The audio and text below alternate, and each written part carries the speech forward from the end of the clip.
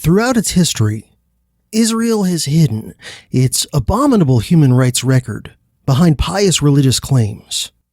Critics are regularly silenced with outrageous charges of anti-Semitism. Even many Liberty crew members who managed to survive the bloody attack and dared call for an investigation. Since the Israeli attack on the Liberty, U.S. taxpayers have subsidized that country's government to the tune of $100 billion or more. There should be no question that U.S. investigators be allowed to pursue their probe wherever it takes them and question whoever they need to question, regardless of borders. The time for secrecy has long passed on the USS Liberty incident in both Israel and the United States. There is certainly more than enough probable cause to conduct a serious investigation into what really happened and why. James Bamford, Body of Secrets, 2001. The truth is that, like many liberal American Jews, and most American Jews are still liberal, I basically avoid thinking about where Israel is going. It seems obvious from here that the narrow-minded policies of the current government are basically a gradual, long-run form of national suicide. And that's bad for Jews everywhere, not to mention the world. But I have other battles to fight, and to say anything to that effect is to bring yourself under intense attack from organized groups that try to make any criticism of Israeli policies tantamount to anti-Semitism. Paul Krugman, The New York Times, April 24th, 2012. On the morning of June 8th, 1967, a United States Navy signals intelligence ship called the USS Liberty, then in international waters near the coast of Egypt, came under attack. First by unmarked fighter jets, and then by torpedo boats. The Liberty was virtually unarmed, carrying only 4 .50 caliber machine guns, which were suitable for not much more than repelling boarders. But the ship carried nothing in terms of weaponry that could fight back effectively against distant aircraft and torpedo boats. The attacks from air and sea unfolded over the course of several hours. At no point during any phases of the attack did the attackers attempt in any way to get the Liberty to surrender. By the time the ordeal was over, the USS Liberty was severely damaged and nearly sunk. Shot up like Swiss cheese, she bore no fewer than 821 holes in her. She had received 2 napalm bombs, and a torpedo had blown a 24 by 39 foot hole in the starboard side of her hull. And yet, miraculously, she did not sink. The majority of the men on board that ship that day had been made casualties by the attacks, however. 34 Americans had been killed aboard the Liberty, and 171 had been wounded, many of them severely. The skipper of the Liberty, Commander William McGonigal, was wounded multiple times and would later receive a Medal of Honor on the down low for his actions that day. The government that was responsible for this attack would claim that their attack on the USS Liberty was nothing more than a tragic error, purely a mistake. They simply mistook the Liberty for a different, hostile ship, and they certainly didn't realize that it was an American ship when they tried to sink it. Except that the attack occurred in broad daylight on a very clear day. And there were multiple surveillance planes observing the ship for hours before the attack commenced. Surviving Liberty crew members are unanimous and adamant that the American flag absolutely was flying on their ship quite prominently that day before and during the attack. In fact, when their first flag was shot to pieces by an initial wave of the attack, they replaced it with a different and even larger U.S. flag. But the attacks continued. Also, the ship that the attackers' government would claim that they mistook the Liberty for was actually sitting docked hundreds of miles away, and that ship bore almost no resemblance to the Liberty anyway. During the attacks, despite severe damage to her communications equipment and despite the hazards to the crew members, some of them heroically still managed to get off multiple distress signals during the attack. And U.S. fighter jets were scrambled from the nearest carrier group, which was hundreds of miles away, but not that long by supersonic jet flight, to come rescue them. But those fighter jets were recalled by order of the President of the United States and the Joint Chiefs of Staff, only minutes after they left their carriers and before they got anywhere near where the Liberty was being attacked. Mercifully, for the surviving crew members of the Liberty, the attackers were called off before they could sink the ship and annihilate the remaining crew. Because apparently the commanders of the attacking fighter jets had heard that U.S. jets were being dispatched to come help. Now, as I said, those U.S. rescue planes coming to, save the Liberty, they were quickly recalled after they were launched, but the commanders of the jets and boats attacking the Liberty didn't hear about the recall. They just heard that U.S. jets were inbound. So they called off their attack on the Liberty short of total destruction of the ship and killing all the crew, which all of the evidence seems to indicate was their goal.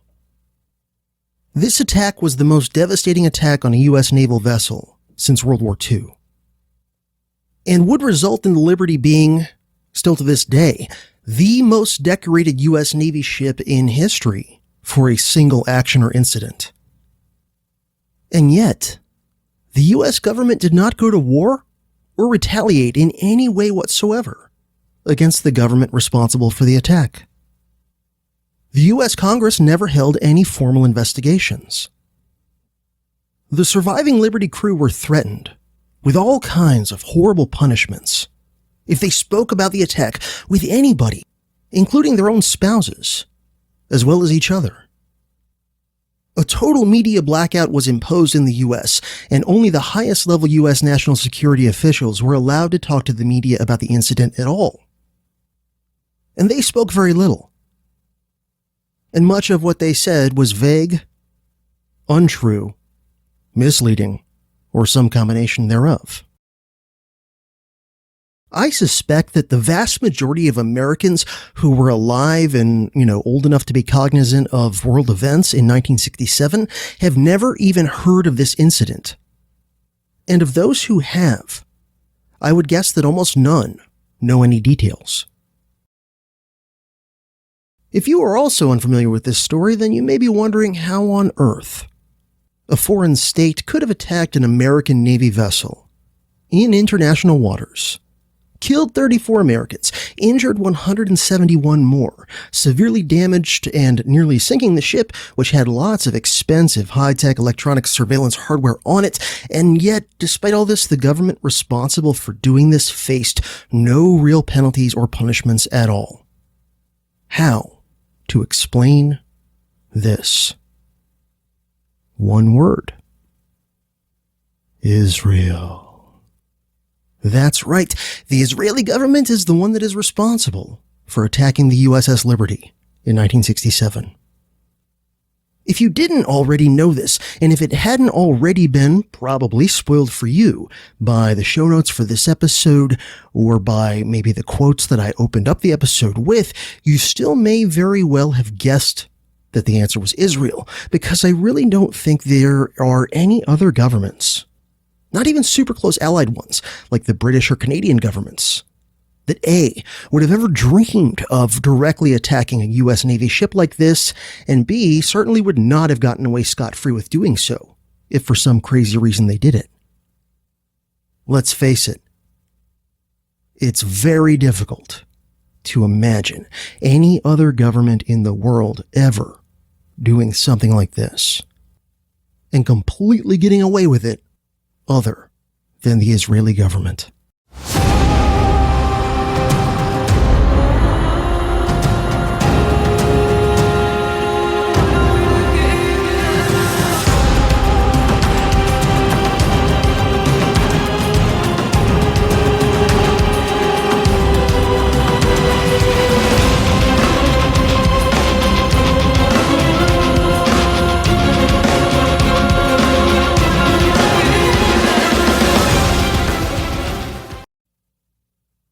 Howdy everybody, it is I, CJ, your humble purveyor of historical malinformation. The true stuff that the psychopaths and sociopaths who rule us would rather you not know about. This is episode 281 of the Dangerous History Podcast. The best planned mistake, the Israeli attack on the USS Liberty. We're going to jump into the story of the Liberty, and as you might expect, this episode was inspired by all of the recent events regarding the Trump administration and Israel and Iran and events in the Middle East and, the conflict with Palestine and all of that. And I've been extremely disturbed, not really surprised, but, maybe surprised by just the bald-faced ugliness and blatantness of it all.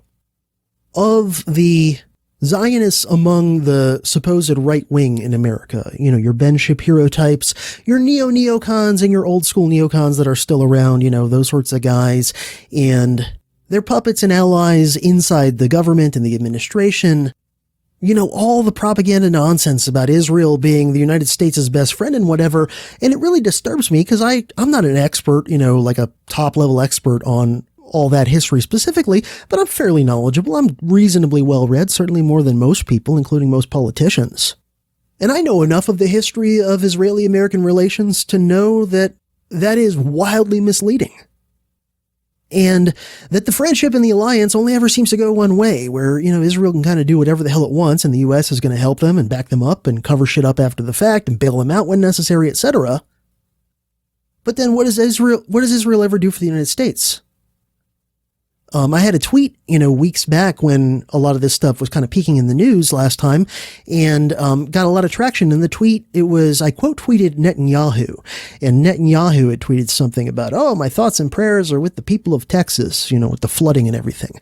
And I quote tweeted it, and I put in something like, oh great, so does that mean that you're going to send back a lot of the tax money that your government has, received from the American taxpayer as welfare for your war crimes?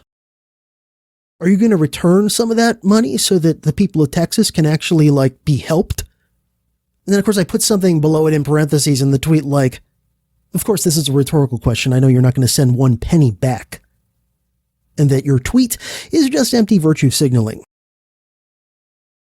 But anyway, this really, and then all the stuff coming up, of course, about Epstein and the way the Trump administration just did the most wild turn when you think about, how, from my kind of Ron Paulian, Rothbardian libertarian perspective, Trump was pretty darn good his first 2 months, maybe, from my perspective. And then, man, did things take a really fast, I was even surprised as someone who, studies and analyzes Orwellian propaganda techniques. I was surprised by just how blatant and abrupt the shift of the administration has been after the first, say, maybe 2-3 months, maybe 100 days at most. And it'll be real interesting to see how his about face regarding Jeffrey Epstein is going to pan out long term for his political base and for, kind of the Trumpist movement. But I think he really shot himself in the foot politically on that one. But again, it caused me to, be just kind of angry about the Israeli-American relationship and the way that most people are just totally ignorant. So this story of the Israeli attack on the USS Liberty in 1967 is a story that's always been on my gigantic list of topics I would like to eventually cover on the DHP if I'm able to keep doing it, long enough. But it had not been, prior to, couple months ago, it had not been anywhere close to the front of the queue. But with everything going down, I made an executive decision and decided, all right, I'm going to put everything else aside other than continuing to work on my Woodrow Wilson course for the Scott Horton Academy, which I am still working on right now. Other than that, most of my podcast research related type work and, show prep type work, I decided to focus it all on putting together a Liberty episode. And so over the past, I don't even know, month or two, somewhere between 1 and 2 months, I have been just working enormous amounts of hours on this episode that you're listening to. This is me working fast. For an episode like this that's, several hours and pretty densely researched and whatever, this is me working fast. So just to give you an idea of what it takes in terms of my time and, energy and work to put out something like this. But yeah, a lot of long days and late nights, reading, researching, composing notes, etc. Before I even started to record, and then of course the work just continues. So anyway, I hope you enjoy it, and I do want to say that I'm not intending this to be, and I'm not saying that this is the final word or even my final word on this whole story. It's where I am as of right now after doing, weeks of pretty intense research and just trying to get the basic story down with a fair amount of interesting and important detail. So there are plenty of little details and rabbit holes and documents and quotes and things that are relevant to this story that I could have included that I didn't, just, to keep it from being 20 hours long. I did not want this to turn into a whole series right now. And, I didn't want it to be more than in the several hour range, the lower half of several preferably. Furthermore, as you'll find out when you get towards the end, I don't have a final answer as to why this really happened. I know the Israeli explanation is definitely bullshit. But I have two competing explanations that I think are both possible. But as of this recording, I am not, real firm one way or the other on which one I think is the true one. But anyway, without further bearing of the lead in the intro segment, please enjoy, even though it will probably enrage you unless you're a Zionist, The Best Planned Mistake.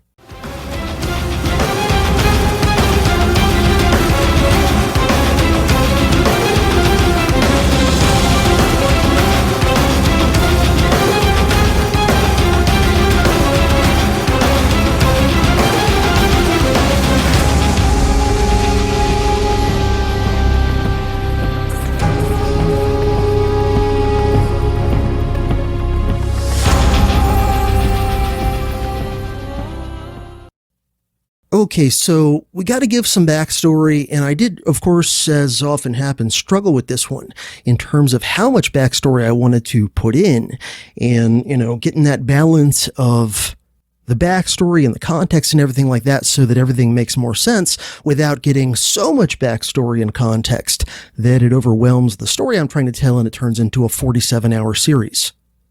Right, this is the eternal struggle and the eternal curse of long-form history podcasters. We all end up struggling with what we might call Carlin's trap, referring, of course, to Dan Carlin and how, he started off with these very short episodes in the early days of podcasting with hardcore history, and then he just kept, adding in more detail and more backstory to the topics he was covering, and next thing you know, hardcore history's episodes are averaging 6 hours or something. So, trying to keep this from getting too Jurassically sized. But a little bit of backstory on some of what leads up to the 6-Day War, which is, of course, the context in which the Liberty is attacked. And we've got to talk a little bit about, and again, I'm going to skip over a lot of details for the sake of time and this not being a 20-hour episode. But short version is that Zionists declared the independence of Israel in 1947 and then had to fight a war against the neighboring states. This is known by a few different names, including the First Arab-Israeli War. And by 1948, the Israelis had won this war pretty decisively, despite being surrounded and crazily outnumbered due to the much higher quality and morale of their forces. The depressingly poor performance of the Arab armies in the war caused the existing regimes in those Arab states at the time to lose a lot of legitimacy in the eyes of many of their people.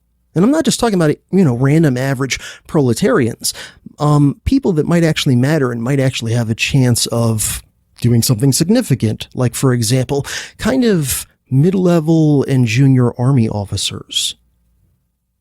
And so there would be a lot of political instability in most of the Arab states to varying degrees for the rest of the 1940s and 50s. And again, a lot of it was just because they had fared so poorly in their fighting with Israel. Now, one country where this happened and ultimately resulted in a revolution was in Egypt, where a young, reform-minded army officer named Gamal Abdel Nasser organized a successful coup against the existing regime in Egypt in 1952. Now, I certainly can't say I've ever looked into him in a huge amount of detail or anything like that, but Nasser has always, for some reason, struck me as just sort of an interesting historical figure. Not entirely good, not entirely bad, but definitely interesting, definitely important in a lot of mid-20th century world history. A guy with, as far as I can tell, an ideology that's hard to pin down. That's some sort of mixture of modernization and secularization and pan-Arab nationalism. In other words, trying to bring the Arabs of all the various sort of majority Arab states together into some sort of strong alliance, maybe even a federation in the long term, I'm not sure, with some elements of socialism mixed in as well. Now, as far as I can tell, Nasser was not a full communist, but he definitely had some left-wing economic tendencies.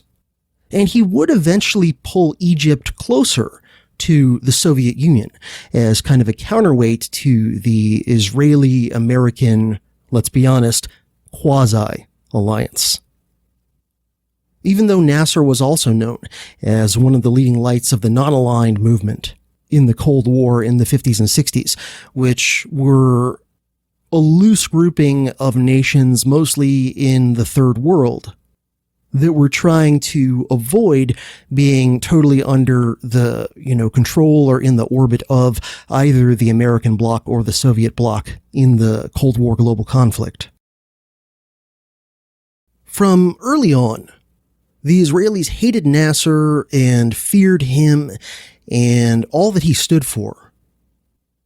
And this, I think, may have been the beginning of the phenomenon that continues very clearly to this day, wherein the Israeli political class sees kind of secular modernizing regimes, whether they are, fairly democratic or fairly autocratic or somewhere in between. They see secular modernizing regimes in Muslim states in the Middle East as being much scarier and more dangerous from their perspective than either kind of old school monarchies or reactionary, jihadi, Al-Qaeda, ISIS types. And you can see this mindset and this tendency still existing to this day in things such as, and you could point to a lot more than this, but just a few examples. First, all the time and money that the Israeli government spent years, past propping up Hamas as a counter to the PLO. Or another, way you can see this manifesting itself is the way that the Israeli government prefers to have literal Al-Qaeda alumni running Syria, rather than the more secularist Assad regime. Or you can take a step back almost a couple of decades now and think of Wesley Clark's revelations in 2007. Of course, that's General Wesley Clark, former Supreme Commander of NATO, amongst other things.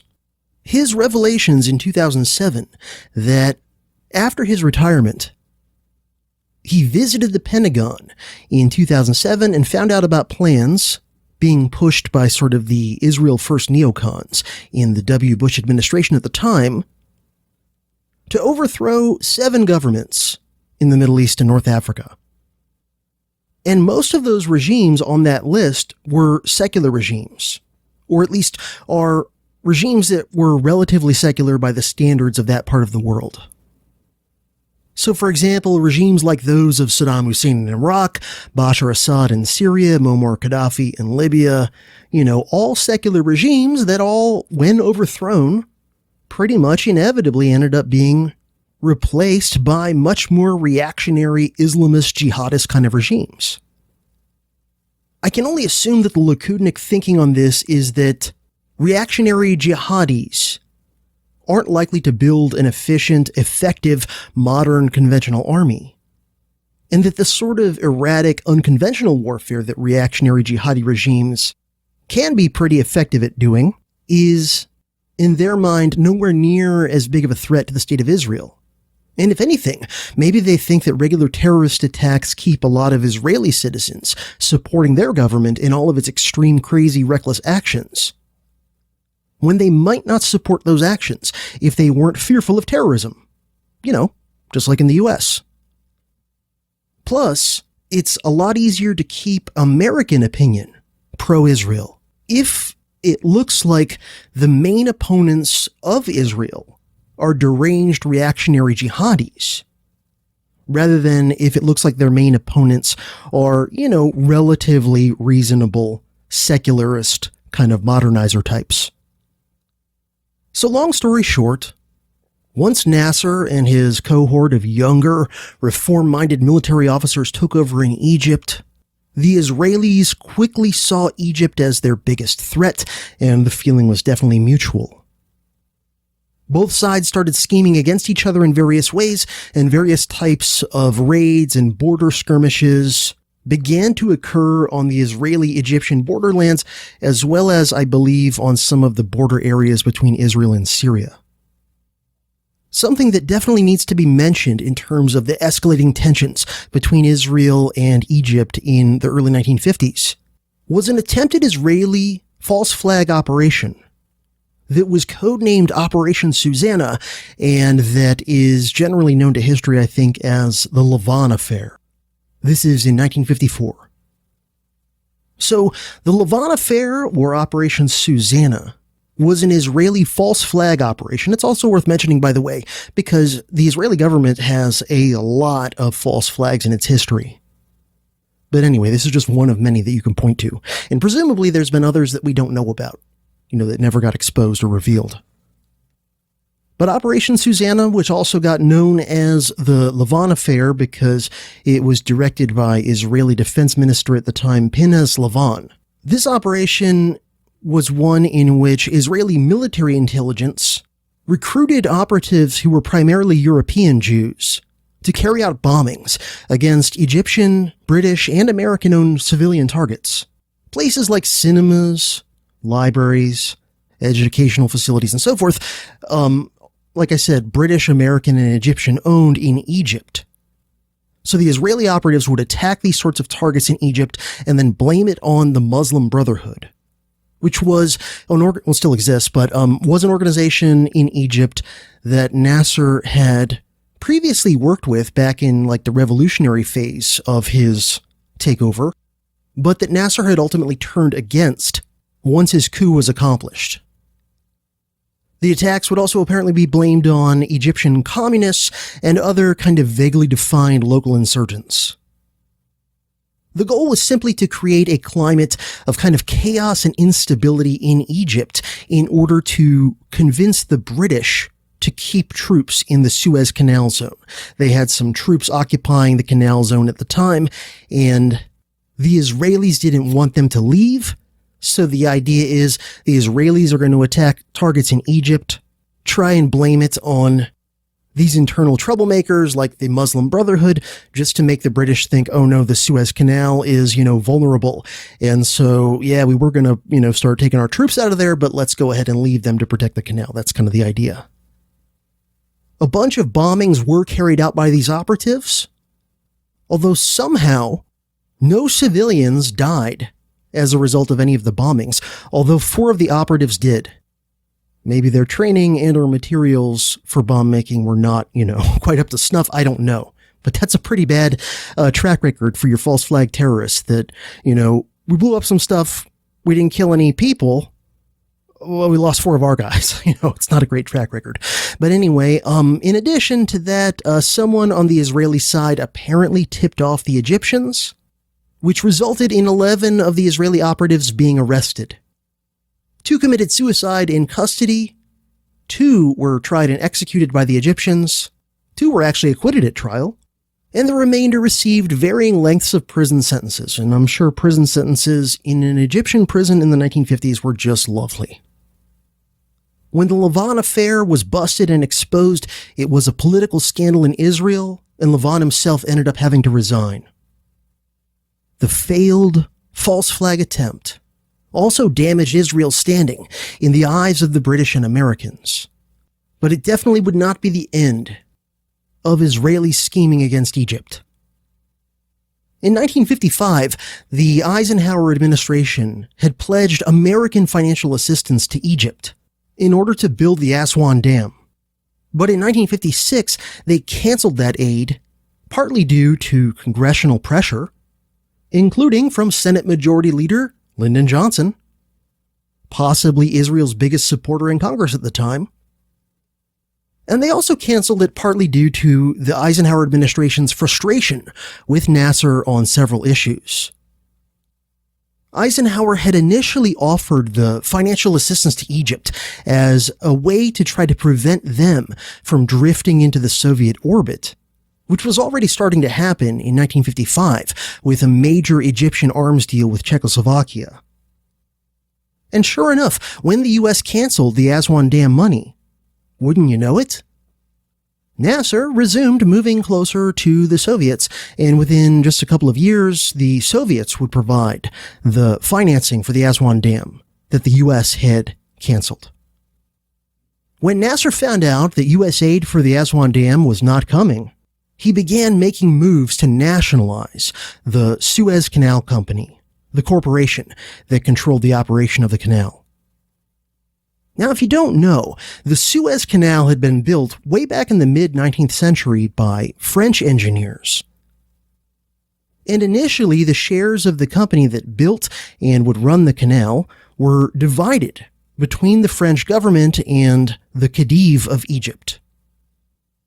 Now, the Khedive was basically a viceroy or a governor. In the mid-19th century, Egypt was still technically within the Ottoman Empire. But the Khedive, or governor of Egypt, or viceroy if you want to be fancy about it, had a lot of autonomy over his province within the empire, to where, in practice, day-to-day running things, it was almost like he was the monarch of Egypt. But the Khedive at the time that the Suez Canal was built was just very fiscally irresponsible, and in order to try to pay some of his bills in 1875, he had to sell his shares in the Suez Canal Company. And the British government decided that it needed to seize this opportunity to acquire a major stake in the Suez Canal, which from the moment that it was built, the British government had seen as a vital shortcut to get from Britain to India, which was then still seen as the jewel in the crown of the British Empire, famously. The Rothschilds financed the British purchase of almost half of the shares of the Suez Canal Company, by the way. Yes, those Rothschilds. One of the most powerful and wealthy banking dynasties in the world, and also in the 19th and 20th century, huge Zionists. In fact, during World War I, one of the big reasons why the British government decided to start supporting the idea of a Jewish homeland in Palestine was to keep the Rothschilds and some of the other major Zionist banking families 110% on the side of the British government to keep them financing the war. And in fact, the famous 1917 Balfour Declaration, a letter in which the British Foreign Secretary at the time, Arthur Balfour, pledged that the British government would support, phrased of course in deliberately vague language, a quote, national home for the Jewish people, end quote, in Palestine. That letter was explicitly directed to Lord Rothschild. So when Nasser began moving to nationalize the Suez Canal, the Israelis immediately began conspiring with the French and British governments against Egypt. Since now all three, the Israeli, the French, and the British government, now all three of them saw Nasser's Egyptian government as the enemy. In July of 1956, Nasser officially announced the nationalization of the Suez Canal. Egypt also blockaded the Straits of Tiran and the Gulf of Aqaba to Israeli ships. Now at the time, mid-1950s, only just over a decade after the end of World War II, the British elite were still trying to play the empire game a lot at this point. They still were, to a large extent, in denial about the degree to which they were losing their empire and their overall position as a global superpower. For sure, by the 1950s, two pretty Pyrrhic victories in 2 world wars had greatly weakened the British Empire, and they had already lost, by the 1950s, India and a few other important territories. But even so, in the 1950s, on paper at least, the British were still a very significant presence in the Middle East, as well as in many parts of Africa and Asia. The British government saw Nasser's nationalization of the Suez Canal as a major threat to their interests, and they wanted to do something about it, but they worried about alienating the US government and also the wider Arab world if they went after Nasser too directly without a really good justification. So this was why they were quite eager to start conspiring with their Israeli and French counterparts. The first of their conspiracy was a plan that I'll simplify and summarize here as being something like this. Israel, which, like I said, had hated and feared Nasser's regime ever since it came into being, would invade Egypt and send its forces directly toward the Canal Zone. The British and French governments would then use this as a pretense and say essentially something like, hey, we're intervening as kind of neutral peacekeepers between the Israelis and the Egyptians. We don't really have a dog in that fight, but we just want to safeguard the Suez Canal, keep an eye on it, make sure nothing happens to it, and, just be there to enforce any relevant UN resolutions, right? So in other words, it was supposed to look like Israel attacked Egypt totally on their own initiative, and that the British and French were merely reacting as kind of neutral outside parties who just wanted to keep the canal safe. Even though the truth was that, as I've said, the British, French, and Israeli governments had all conspired and coordinated in a premeditated fashion to do all this. Maybe it's not exactly a false flag, because nobody's pretending to be, part of another nation's army that's, not what they're really a part of. But it's something that's at the very least kind of like closely related to a false flag. Because the British and the French were colluding with the Israelis against Egypt. The British and French were not really intervening in some even-handed way as just a mediating force trying to, keep the peace and keep the canal safe. Or to put it another way, the world was supposed to think that Israel attacked Egypt, and France and Britain kind of maybe reluctantly intervened to safeguard the Suez Canal. But in reality, the war was actually Britain, France, and Israel all attacking Egypt, after conspiring to do so ahead of time. The plan was executed on October 29th, 1956, with the Israeli invasion of Egypt steamrolling toward the Canal Zone. Within a week, British and French troops were landing in Egypt and were starting to occupy the Canal Zone. But the plan quickly started having problems. The biggest one was simply that Britain and France were no longer anywhere near as powerful as they had been prior to the 2 world wars. And the fact was that neither they nor Israel had the resources to keep something like this up for very long without significant US support. And perhaps surprisingly, something happened that's really only happened a handful of times in the nearly 80 years of U.S.-Israeli relations. The U.S. government actually took a strong stand against Israel getting its way on something in the Middle East, and it actually stuck to its guns, and surprise, surprise, the Israelis, and the British and French too, had to back off from continuing their war. President Eisenhower and his administration took a very strong stand against the British, French, and Israelis on this, and the U.S. even got the UN to pass a resolution against it. Because of the U.S. opposition, the British and French troops were pulled out of Egypt before Christmas. The Israelis lingered longer, but ultimately, again thanks in large part to the Eisenhower administration standing up to them and not backing down, ultimately the Israelis had to retreat too. And Israeli forces were out of Egypt by March 1957. The result of all this were, well, for starters, the Egyptian blockades were lifted, which Israel liked. But Nasser came out of the crisis stronger than ever domestically, as well as in a lot of international opinion. Obviously, anyone who was Muslim and or Arab would probably admire him.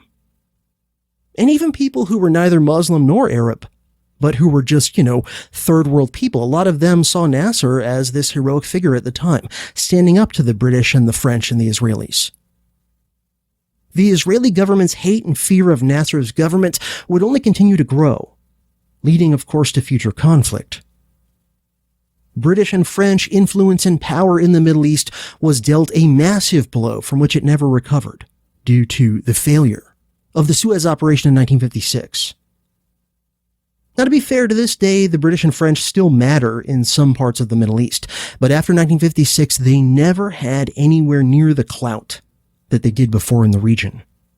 Instead, in terms of outside powers playing the great game, mostly via proxies, in the Middle East, for the rest of the Cold War, it would really just be the US and the Soviet Union and their various proxies. Now, of course, Lyndon Baines Johnson was president when the Six-Day War happened and when Israel attacked the Liberty in 1967. But as we've already alluded to, I think a little bit over the course of this episode so far, those events were far from his first significant involvement in issues relating to the state of Israel and its relations with its neighbors. LBJ had a very long history with Zionism and with the state of Israel once it came into being. And I feel it's necessary to take a few minutes here and just talk a little bit, and we're only scratching the surface, just a little bit about LBJ's sort of history with Zionism, so that you get a bit more context. Perhaps surprisingly, for someone who is supposed to be kind of the epitome of a big hat-wearing Texas good old boy, Lyndon Johnson was always very friendly and sympathetic to Jews in general, and to Zionism and Israel in particular, going all the way back to his childhood, even well before the State of Israel existed. In some ways, you could argue that Lyndon Johnson was the first kind of, big, famous, powerful Southern Christian Zionist in kind of the modern sense of the word. Many family members who were close to him when he was growing up were staunch Zionists. His Aunt Jessie, for example, with whom young LBJ was supposedly very close, was even a founding member of the Zionist Association of America. And a lot of LBJ's relatives seem to have been some kind of early version of dispensationalist or Christian Zionist in their beliefs. One of his grandfathers with whom he was pretty close was something called a Christadelphian, which, to be honest with you, I had never heard of and really don't know much about. But apparently part of the belief system of a Christadelphian is some version of dispensationalism, Christian Zionism, whatever, because his grandfather supposedly told young LBJ, quote, "Take care of the Jews, God's chosen people. Consider them your friends and help them any way you can." End quote. Some sources out there even claim that LBJ himself technically was Jewish. And these sources claim that both of his mother's parents had been ethnically Jewish. And if you don't know, in Judaism, in its traditional form, going back in history and in its modern kind of orthodox and conservative forms, my understanding is those versions of Judaism, even in the modern, iterations, are matrilineal when it comes to determining whether someone's officially considered ethnically a Jew or not, which means that if your mother is a Jew but your father isn't, you're still considered in those schools of Judaism to be a Jew, but if your father is a Jew and your mother is not, then in those versions of Judaism, you're not considered a full Jew. And my understanding, maybe I'm wrong about this, but my understanding as an outsider is that a lot of the more kind of liberal branches of Judaism accept you as a Jew as long as at least one of your parents has Jewish ancestry, regardless of whether it's your father or your mother. But anyway, this is from my little bit of research into it for this episode, which I admit is not remotely comprehensive, partly because I just don't think it's that important of an issue one way or the other.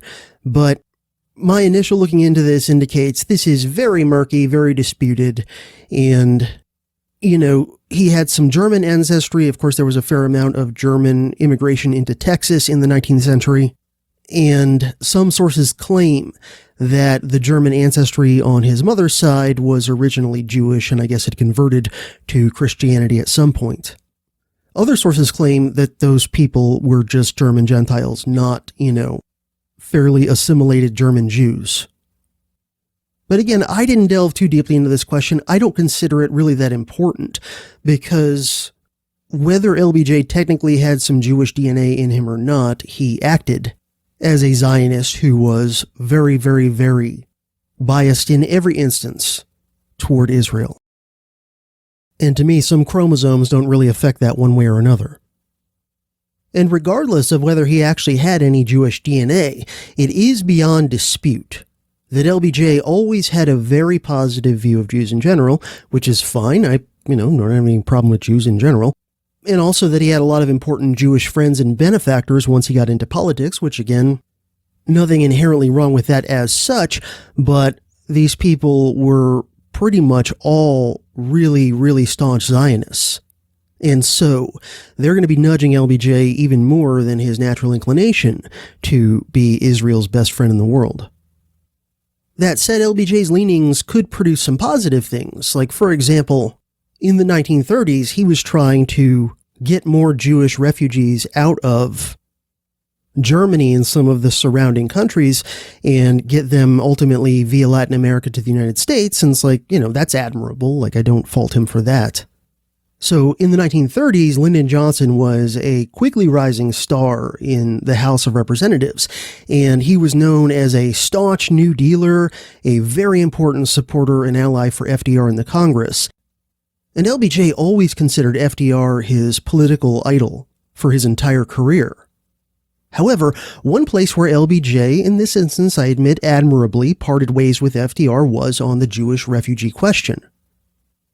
And in regard to the increasingly bad plight of European Jews in Germany in the 1930s, FDR refused to allow significant numbers of Jewish refugees into the U.S.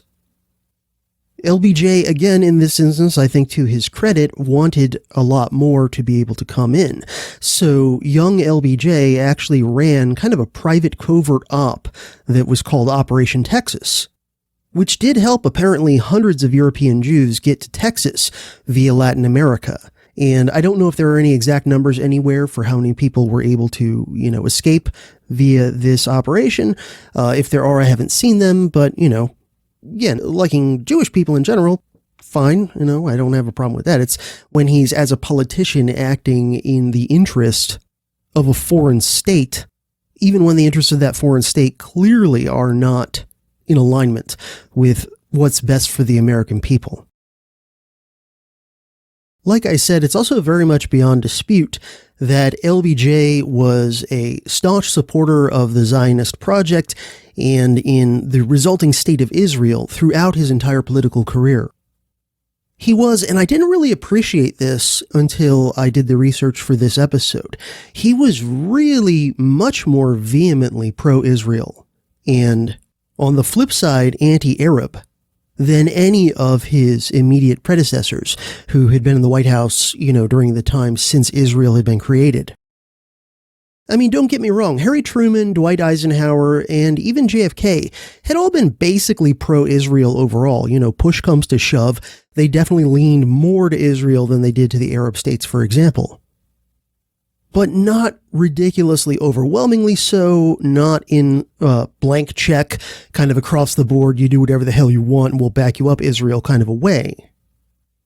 And all three, Truman, Eisenhower, and Kennedy, did on important occasions push back against Israel on important issues. But not LBJ. I think a very strong case could be made that LBJ was the first truly Israel-first president of the United States. 1948, the year that the modern state of Israel was officially founded, was also the year that LBJ was first elected to the United States Senate, having already been a member of the House of Representatives for over a decade at that point. Due to his crazy Machiavellian political skill and his complete lack of any kind of scruples, Johnson very quickly became one of the most powerful Democrats in the Senate, and this was during a period when the Democratic Party was dominating Congress. The first two presidents of the United States to serve during the existence of the modern state of Israel, Truman and Eisenhower, they both tried to balance support for Israel, which they very much, did support, with trying to keep good relations with as many Arab governments as possible. And their support for Israel was somewhat tempered by that desire and also just by the larger Cold War context. This would continue under JFK, but of course it would be completely undone under Johnson once he's president. But Johnson was already going against presidents over Israel-related issues while he was still in the Senate. So, for example, in regard to the Suez Crisis that I covered a little earlier, in the aftermath of that in 1957, as I think I mentioned in that earlier segment, Israeli Prime Minister David Ben-Gurion was refusing to withdraw Israeli troops from the Gaza Strip and the Gulf of Aqaba in the aftermath of the crisis, even after the British and French troops had been pulled out. And this was in open and direct defiance of a UN resolution that did have the support of President Eisenhower. This was a major instance where Eisenhower stood against the Israelis and refused to budge. And he was willing to use the threat of economic sanctions to pressure Ben-Gurion to abide by the resolution and pull the Israeli troops out. Senator Lyndon Johnson, though, led the charge in Congress against any economic sanctions on Israel. As Philip Nelson in his book Remember the Liberty puts it, quote, "It appears that Senate Majority Leader Lyndon Johnson was then enlisted to exercise his political muscle to prevent the UN from imposing sanctions on Israel, despite the fact that Eisenhower had already endorsed the sanctions after deciding that Israel had violated international law in plotting the attack." End quote for a moment, meaning that, Israeli Anglo-French aggression that kicked off the Suez Crisis, that, sort of semi-false flag thing they did. Back to Nelson, quote, "Eisenhower was determined to force Israel to back down from its aggression by temporarily cutting off American aid. Johnson wrote a letter to Secretary of State John Foster Dulles objecting to the proposed sanctions against Israel and then had the temerity to send a copy of it to the New York Times with a request that the letter be published." End quote. So here's a U.S. Senator just openly defying the President of the United States on foreign policy. Back to Nelson, quote, "Johnson was hoping to embarrass and humiliate President Eisenhower into bowing to Johnson's will. Instead, the public letter only angered Eisenhower more and strengthened his resolve. Eisenhower went on radio and television to speak directly to the nation, saying indirectly but emphatically to Senator Johnson," and now he's quoting Eisenhower, quote, America has either one voice or none, and that is the voice of the president, whether everybody agrees with him or not, end quote, from Eisenhower. And he went on to say that the UN had, again quoting Eisenhower, quote, no choice but to exert pressure upon Israel, end quote, from Eisenhower. Ultimately, it was Johnson who lost face in the episode, as Israel, France, and Great Britain all had to back down. It was not only a humiliation to all of them, but a victory for President Nasser, which was something that undoubtedly for LBJ stuck in his craw even more than his own embarrassment, end quote. And yeah, keep that in mind, this, public defeat of Senator Johnson by President Eisenhower over the Suez issue. Ultimately it was Nasser in Egypt who was the, supposed boogeyman or villain from the pro-Israeli perspective.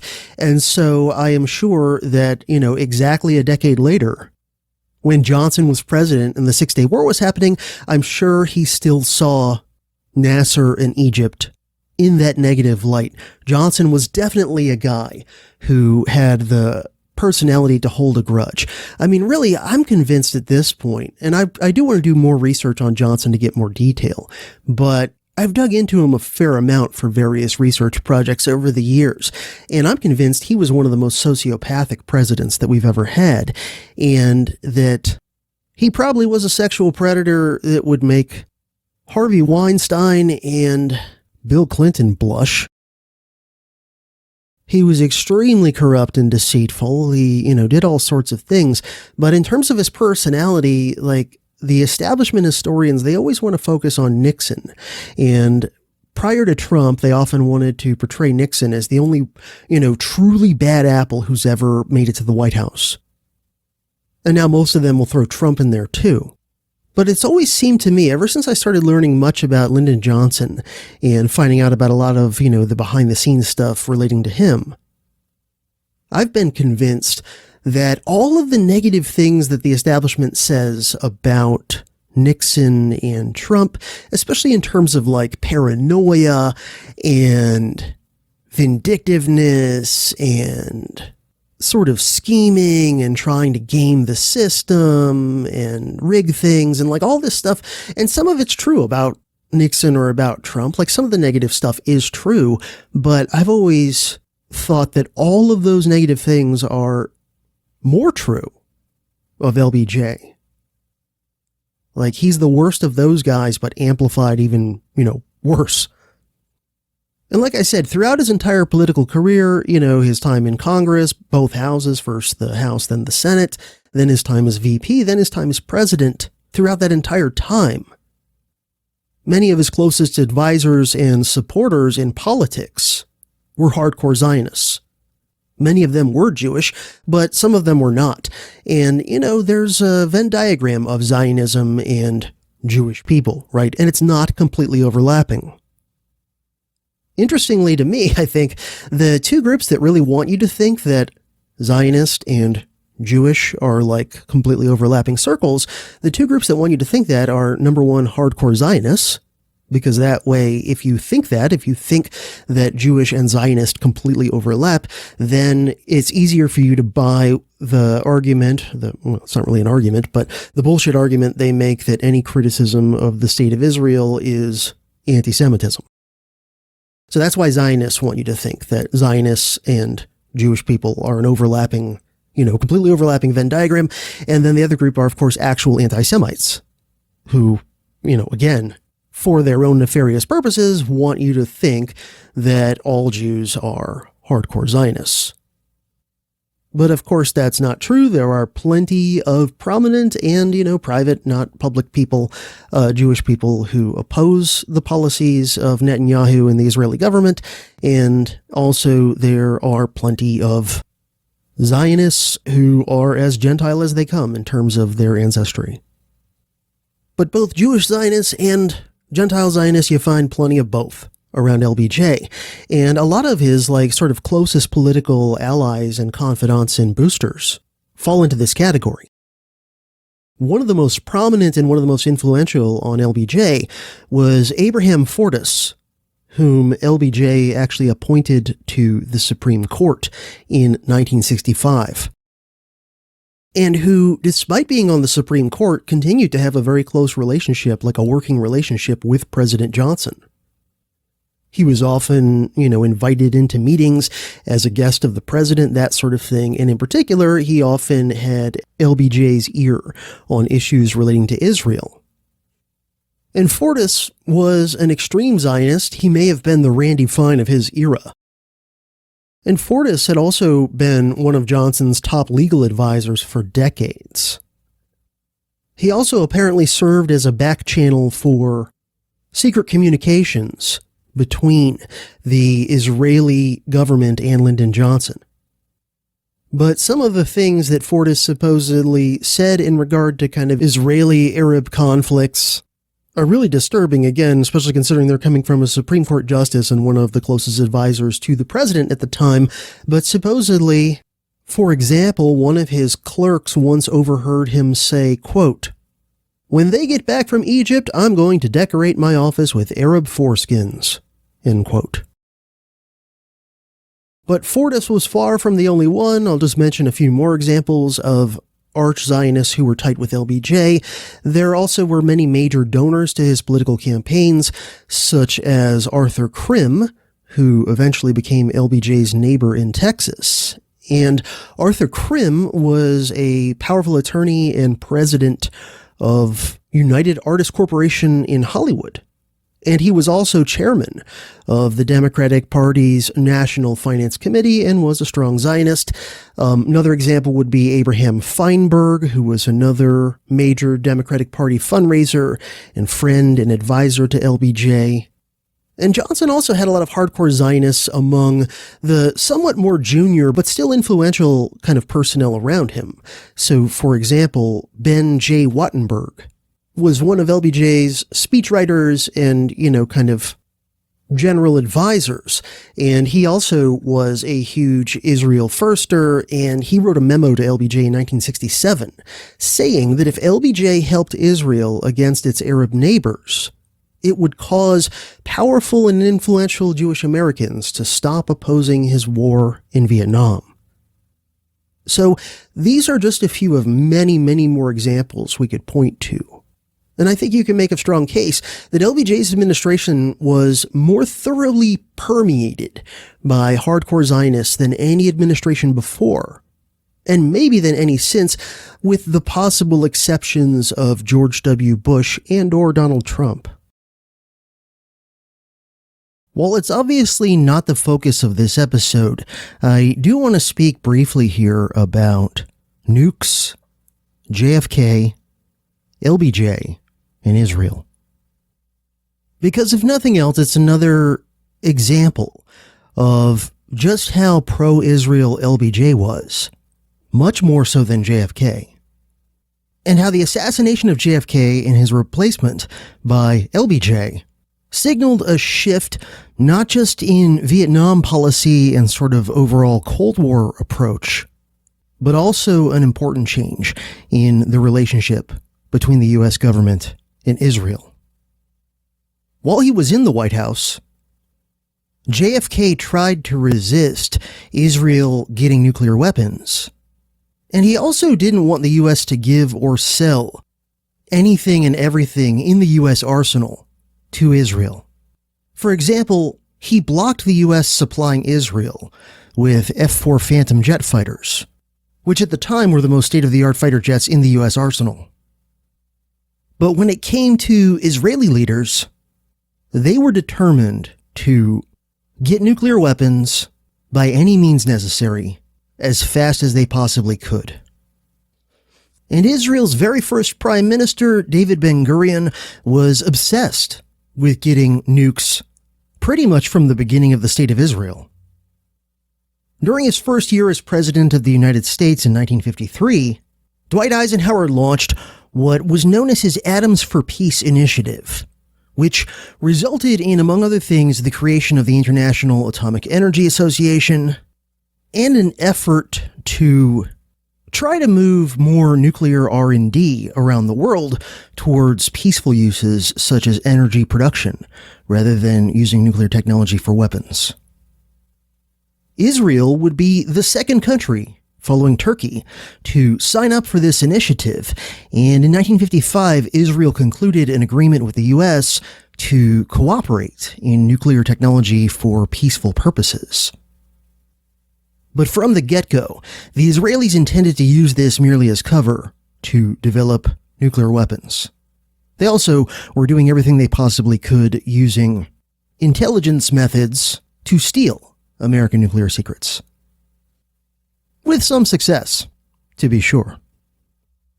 In 1957, the Israeli government publicly announced and opened the Sorek Nuclear Research Center, which was equipped with a small nuclear reactor provided by the U.S., which was suitable only for research on peaceful uses of nuclear technology.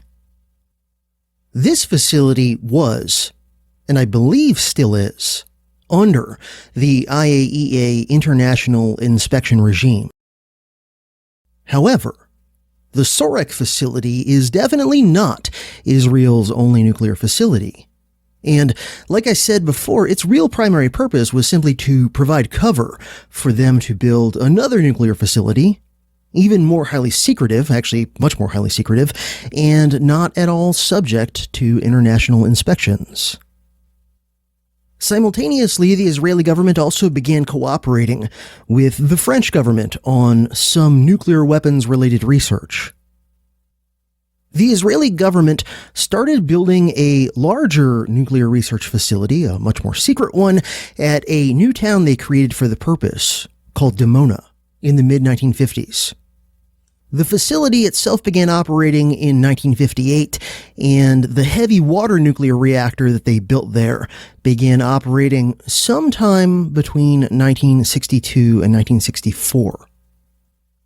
And while a lot of this stuff is still quite secret and is at least to some degree speculative, as far as the details go, I think it's generally believed by people who know what they're talking about that Israel had their first working nuclear weapon by 1967, if not maybe even a little bit earlier.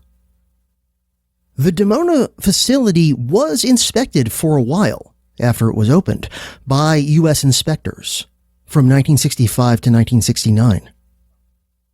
By the way, those are all years that Lyndon Johnson was president, not coincidentally.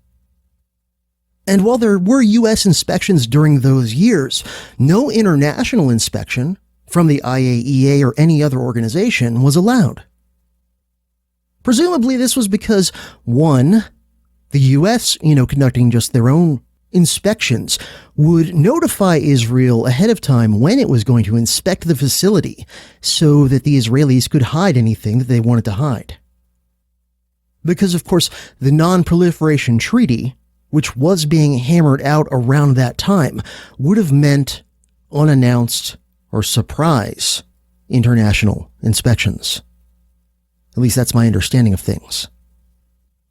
And then, you add to that, like I already mentioned, that LBJ, one of the biggest pro-Israel presidents in American history, was president during those years. And yeah, the Israelis were okay letting American inspectors into Dimona during those years under very controlled conditions. But not even American inspectors, to my knowledge, have had a look at Dimona since 1969. So while JFK was president, Israel was definitely still working on nukes and still making progress, but they were having a tougher time than they would have with a more pliable president in the White House. JFK always had a more, not necessarily hostile, but just a more tenuous relationship with Jewish Zionist Democrats than LBJ did. Partly it was the legacy of his father Joseph Kennedy's anti-Semitism. But I think it was also definitely that the Zionists could tell that JFK wasn't 100% controllable to them the way Johnson was. In his book President Kennedy, Profile of Power, author Richard Reeves relates an incident that occurred during the 1960 presidential campaign, in which JFK told a journalist friend of his the following story. Quote, "I had the damnedest meeting in New York last night. I went to this party. It was given by a group of people who were big money contributors and also Zionists. And they said to me, 'We know that your campaign is in terrible financial shape.' The deal they offered me was that they would finance the rest of the campaign if I would agree to let them run the Middle Eastern policy of the United States for the next 4 years." End quote. My, some things never change, eh? And as I mentioned a few minutes ago, JFK had also, towards the end of his life in presidency, he had also resisted selling Israel certain other types of advanced U.S. weaponry, such as the F-4 Phantom. In fact, just months before his assassination, JFK was strongly insisting on Israeli transparency in all nuclear technology, including inspection of all areas of the Dimona facility. Obviously, with the changing from JFK to LBJ as president, things would be quite different. Not long after JFK was killed, Lyndon Johnson said to an Israeli diplomat, quote, "You have lost a very great friend, but you have found a better one." End quote. And he was right. In fact, just the day after JFK was buried, the director of the American-Israeli Public Affairs Committee, AIPAC, at the time someone named I.L. Kennan, sent a letter praising LBJ for being more pro-Israel than either Eisenhower or JFK had been. During JFK's last year as president, the U.S. sent Israel $40 million in financial aid, which was a pretty decent sum in early 1960s dollars.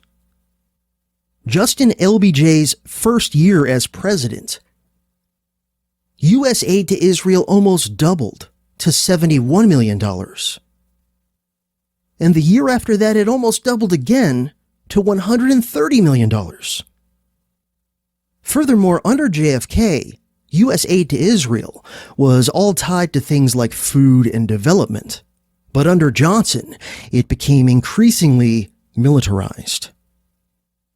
By only LBJ's second full year as president, 71% of the U.S. quote-unquote aid to Israel was in the form of military equipment.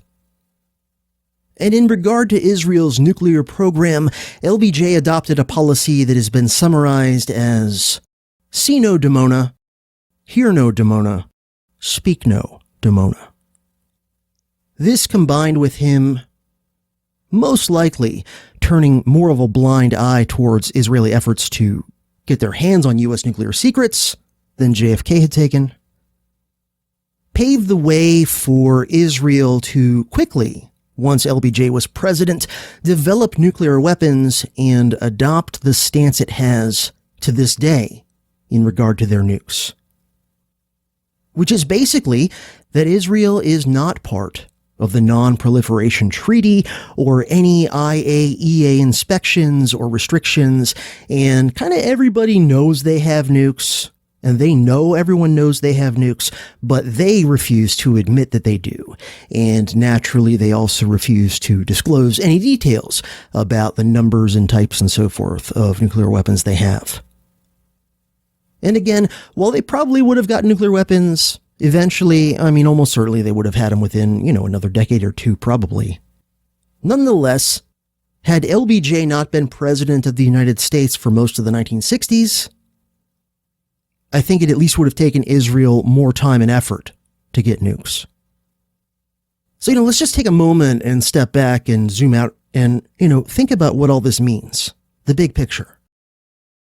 Lyndon Johnson, the president who basically decided to completely turn a blind eye to the Israeli government's nuclear weapons program, and who just in general was way more biased in favor of Israel than JFK had been.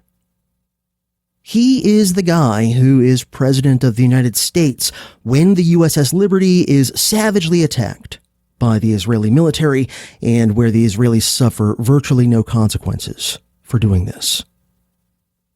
In fact, while it's debatable whether Johnson had any prior knowledge of the attack, it is absolutely not debatable that Johnson called off the fighter jets that were leaving to go help the Liberty. And then it's not debatable that Johnson knowingly and actively helped in the cover-up about what had happened.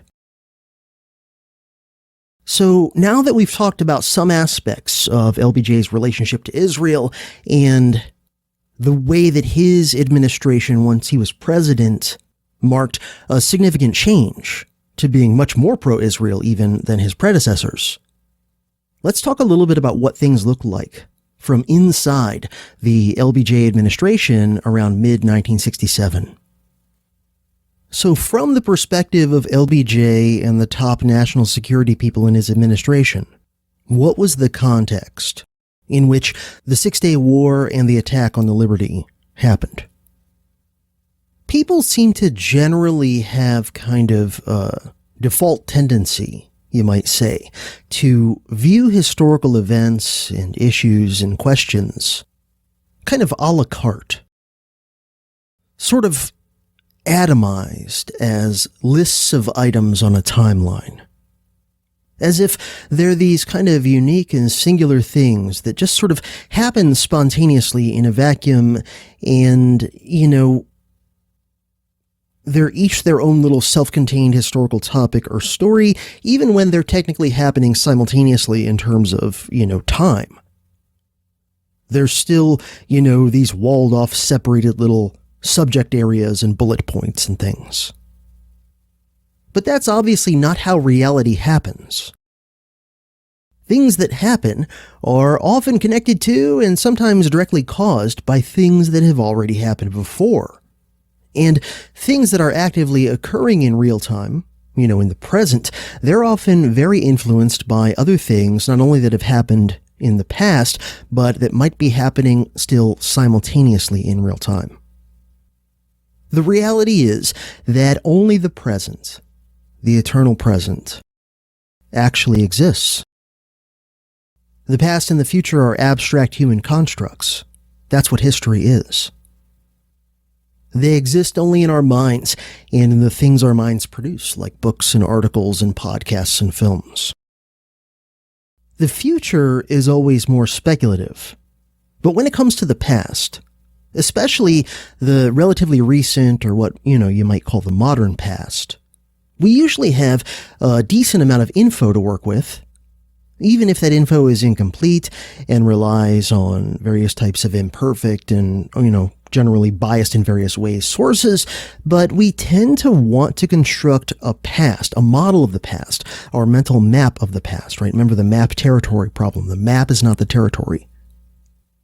We tend to want to construct our mental model of the past, basically our mental idea of history, in a way that is, kind of heuristic. It's much more simple and streamlined and unidirectional than the reality of that time period and those events when they were actually happening.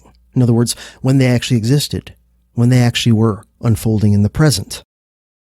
So think about any major national or world events that you've lived through and try to remember what it was like when those things were happening in the present, in real time. Typically, the reality was much more complicated and messy.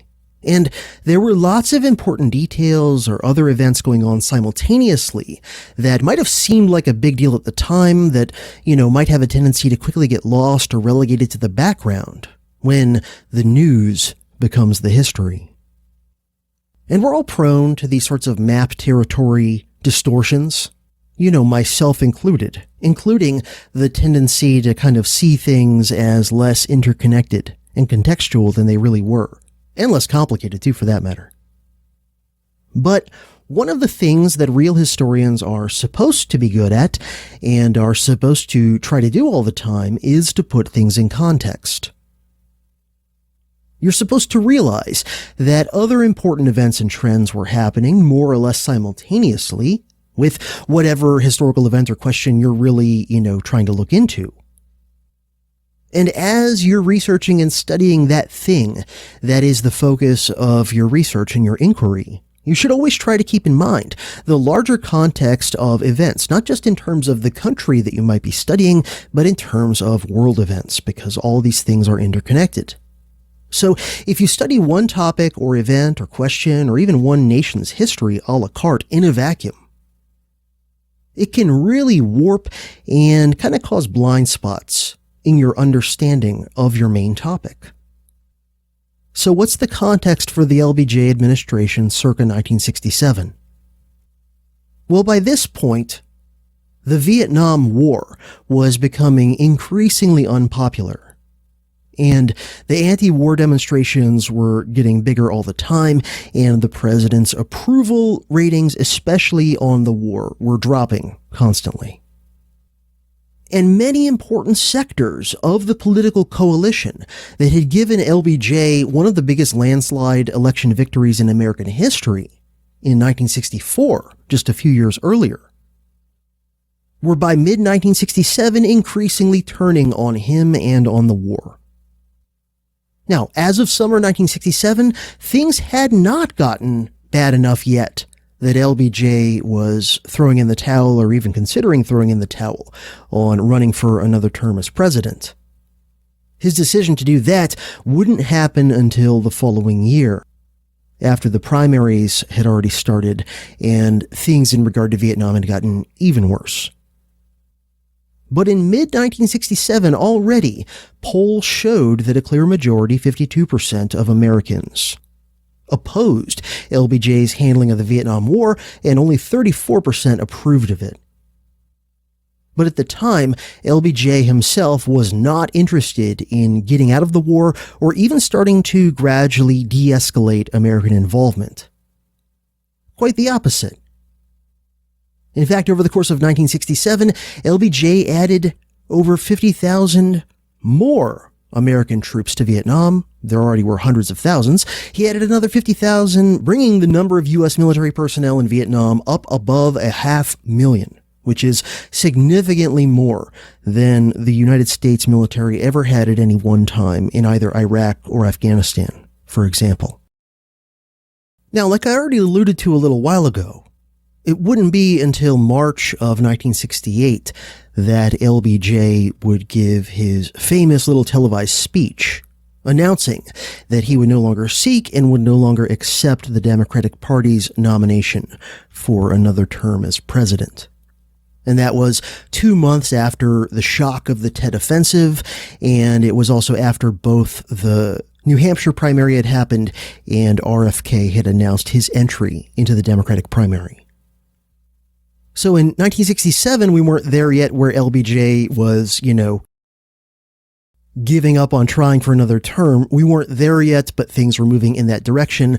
They'd be there in a little less than a year.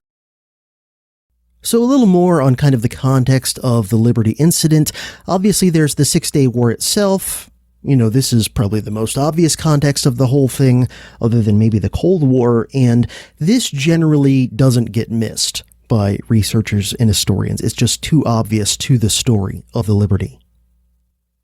But other things to keep in mind as far as historical context, especially from the LBJ administration's perspective, this is just 4 years after the assassination of JFK. Actually, technically, a little bit less than 4 years after the assassination of JFK.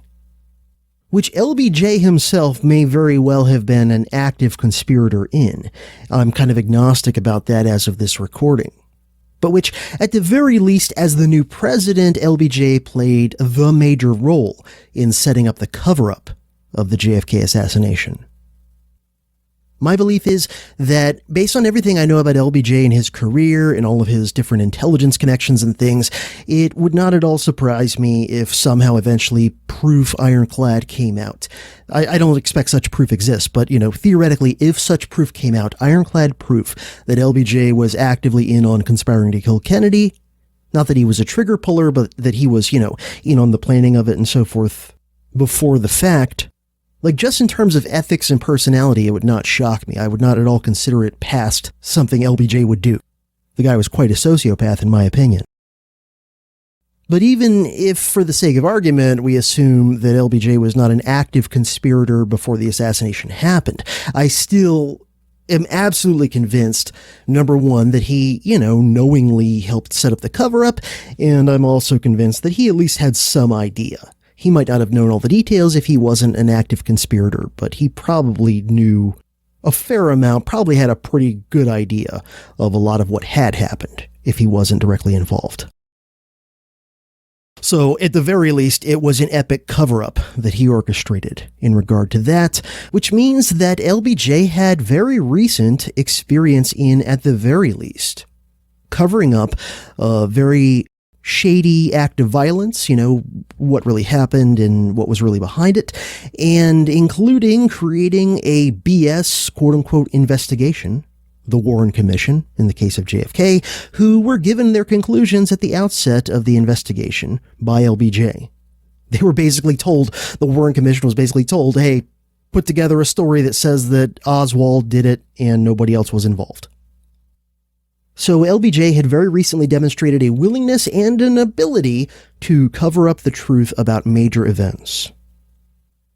And as we'll see when we talk about the Liberty incident and its aftermath, there's going to be some interesting similarities to the JFK cover-up, including an investigation that's even more of a sham than the Warren Commission's was, that again, LBJ, gave them their conclusion at the beginning of their supposed investigation.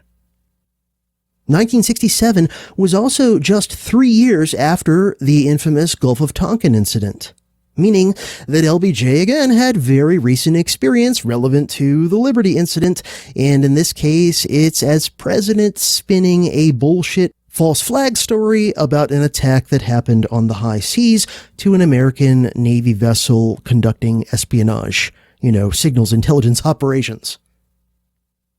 Weirdly similar in some ways.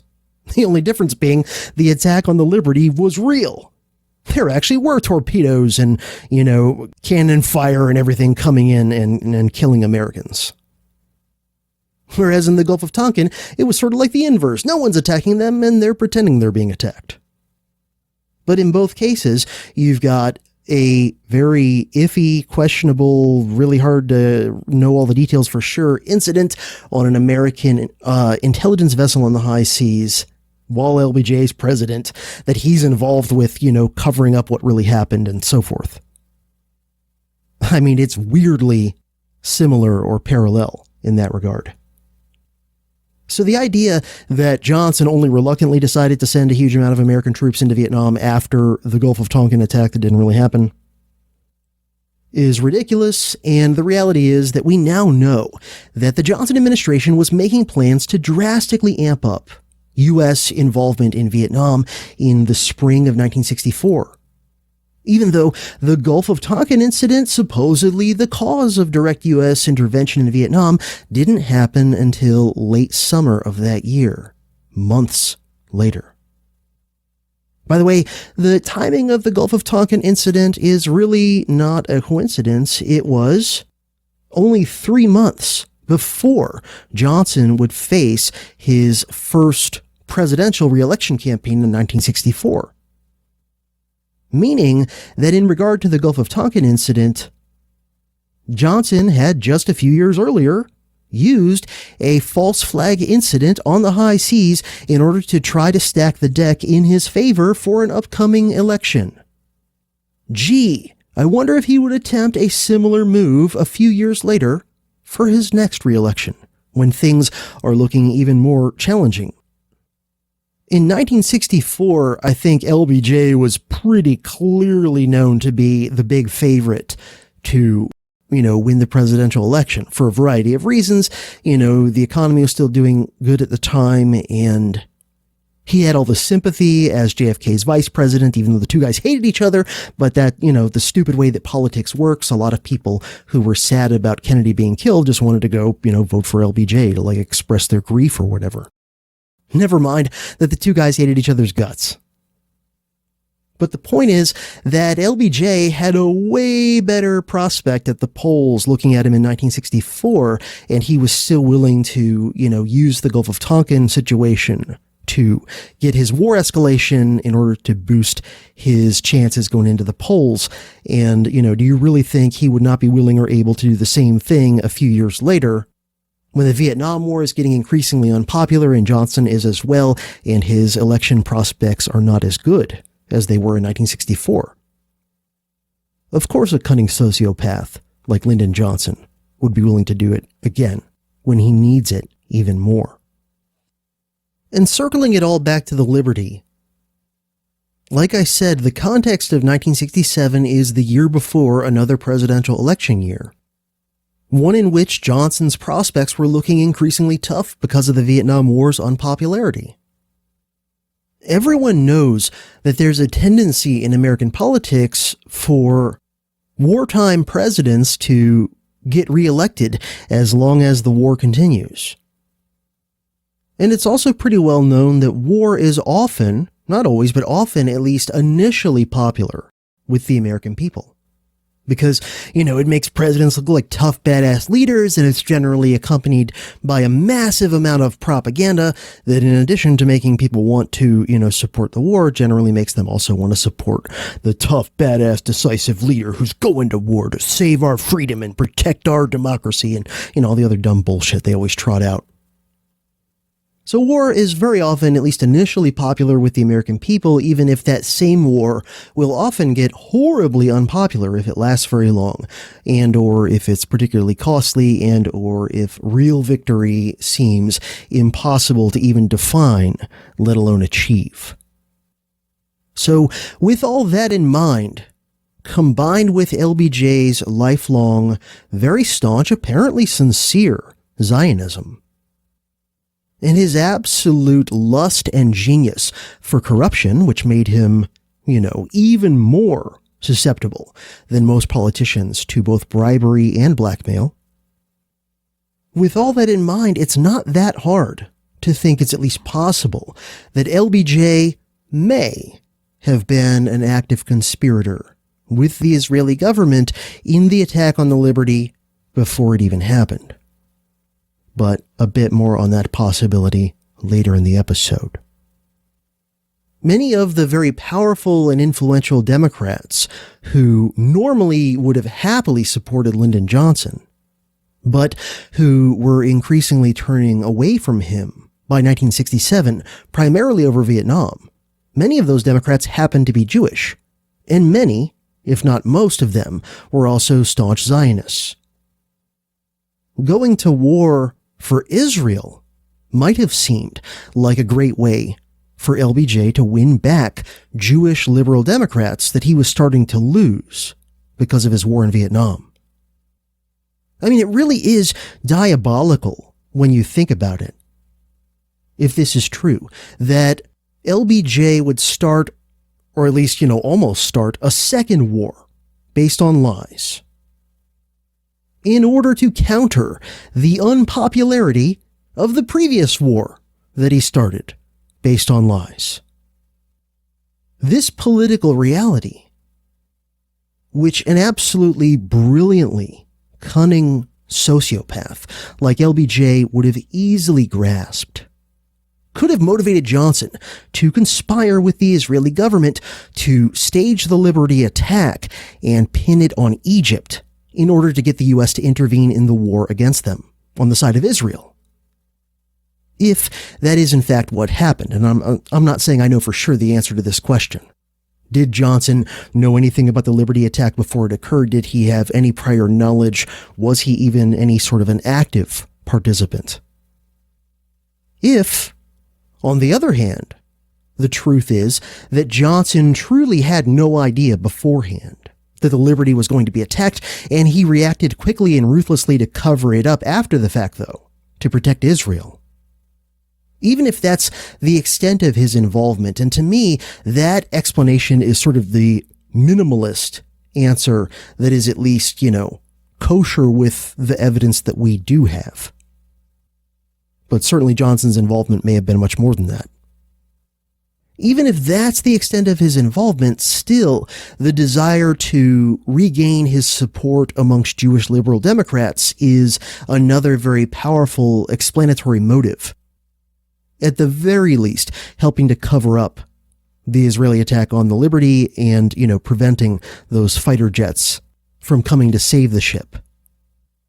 One more very important piece of context to keep in mind that I already alluded to a few minutes ago is, of course, the Cold War itself, which was very much in full swing in the mid-1960s and which was increasingly spreading to the Middle East, with the Soviets at that point in time generally favoring the Arab states, especially those with regimes that had at least some degree of kind of socialistic rhetoric and elements, such as Nasser's regime in Egypt, and with the US favoring Israel and some of the more conservative Islamic regimes in the region, like the Saudis or the CIA's man the Shah.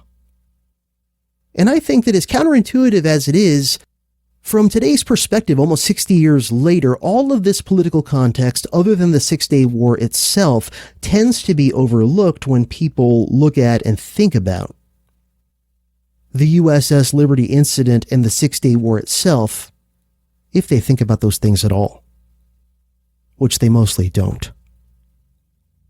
But the Soviet relationship with Egypt and with some of the other Arab states, on the one hand, increased U.S. hostility towards those Arab states, and simultaneously on the other, it acted as a restraint on just how much the U.S. was willing and able to directly militarily intervene in conflicts between Israel and its neighbors. And it's no coincidence that it's in the aftermath of the fall of the Soviet Union in the 1990s that the neocons and their, Likud collaborators in Israel went nuts coming up with all these plans on how the U.S. was now going to go wild, overthrowing every government in the Middle East and North Africa that Israel doesn't like.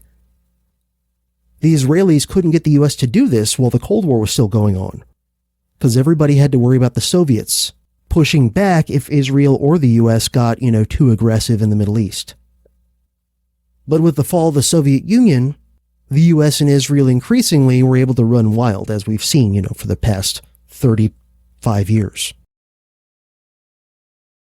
All right, so let's move towards the big attack, and to do that, I need to briefly get the Six-Day War going. I'm not going to go into a lot of detail in this war. It's not one that I'm super expert in, just not something I've ever looked into in a huge amount of detail. I know kind of the basics of the story, of course. But in early 1967, small-scale skirmishes and raids on Israel's borders with Egypt and Syria began to intensify. And on May 17th, the Nasser government kicked UN peacekeepers out of Egypt. They obviously had been there up until then. And Nasser began mobilizing troops to the Sinai Peninsula. Now, the cover story of the war, the kind of Israeli mythological propaganda narrative version of the war, is that Nasser was getting ready to, try to invade, but we now know that those troops were actually being mobilized primarily for defensive warfare, not offensive. But things quickly began escalating back and forth. The Israelis began massing tanks towards their side of that border. And then, when the Egyptians realized they were doing this, they began mobilizing additional forces towards the area. And things continued to escalate. On May 23rd, Nasser blockaded the Straits of Tiran, and the Israeli government called this move aggression and really began full-fledged mobilization. Simultaneously, high-level Israeli officials began heading to Washington to meet with high-level U.S. officials of the LBJ administration in order to lobby for as much U.S. help as possible. These Israeli officials claimed that they knew that Nasser was preparing to launch a massive attack on them. But like I said, this is later revealed to be, at the very least, highly questionable, if not a 100% lie. The reality is, as we now know, and as multiple high-level Israeli military and political leaders admitted after the fact, the Israeli government was planning to go on offense the whole time, and they really knew that Egypt wasn't really about to launch a massive preemptive attack on them. This was maybe a classic case of projection. The side that's going to launch a preemptive attack puts out the narrative that it's their enemies that are about to do this very thing. And therefore, they can try to pass off their aggression as preemptive war instead of having people see it as the naked aggression that it actually is. So there are other examples of this, but just to take one, revealing one. 15 years after the Six-Day War, in 1982, Menachem Begin, who by then was Israel's prime minister, spilled the beans. And he said, quote, "We had a choice. The Egyptian army concentrations in the Sinai approaches do not prove that Nasser was really about to attack us. We must be honest with ourselves. We decided to attack him." End quote. This, which quickly escalated into a very large war in terms of number of troops and planes and tanks and casualties and so forth. This was the conflict into which the USS Liberty, a big, slow World War II cargo ship that had been awkwardly modified into an electronic spy ship, would sail. Armed with nothing more than 4 piddly machine guns, and the belief that the American flag flying above her decks and the markings painted on the sides of her hull, and the fact that she was in international waters, would keep her safe from attack. So let's talk a little bit about the Liberty, the ship at the center of this story. The ship that would eventually be called the USS Liberty was built in 1945, near the end of World War II. She was originally named the Simmons Victory, and she was a cargo ship that saw a little bit of use in the latter months of the Pacific theater of World War II. She was 456 feet long, had a beam of 62 feet, and a draft of 23 feet. A full complement of men on her would be around 350. She displaced a little under 8,000 tons. And her top sustained speed was a little bit over 17 knots.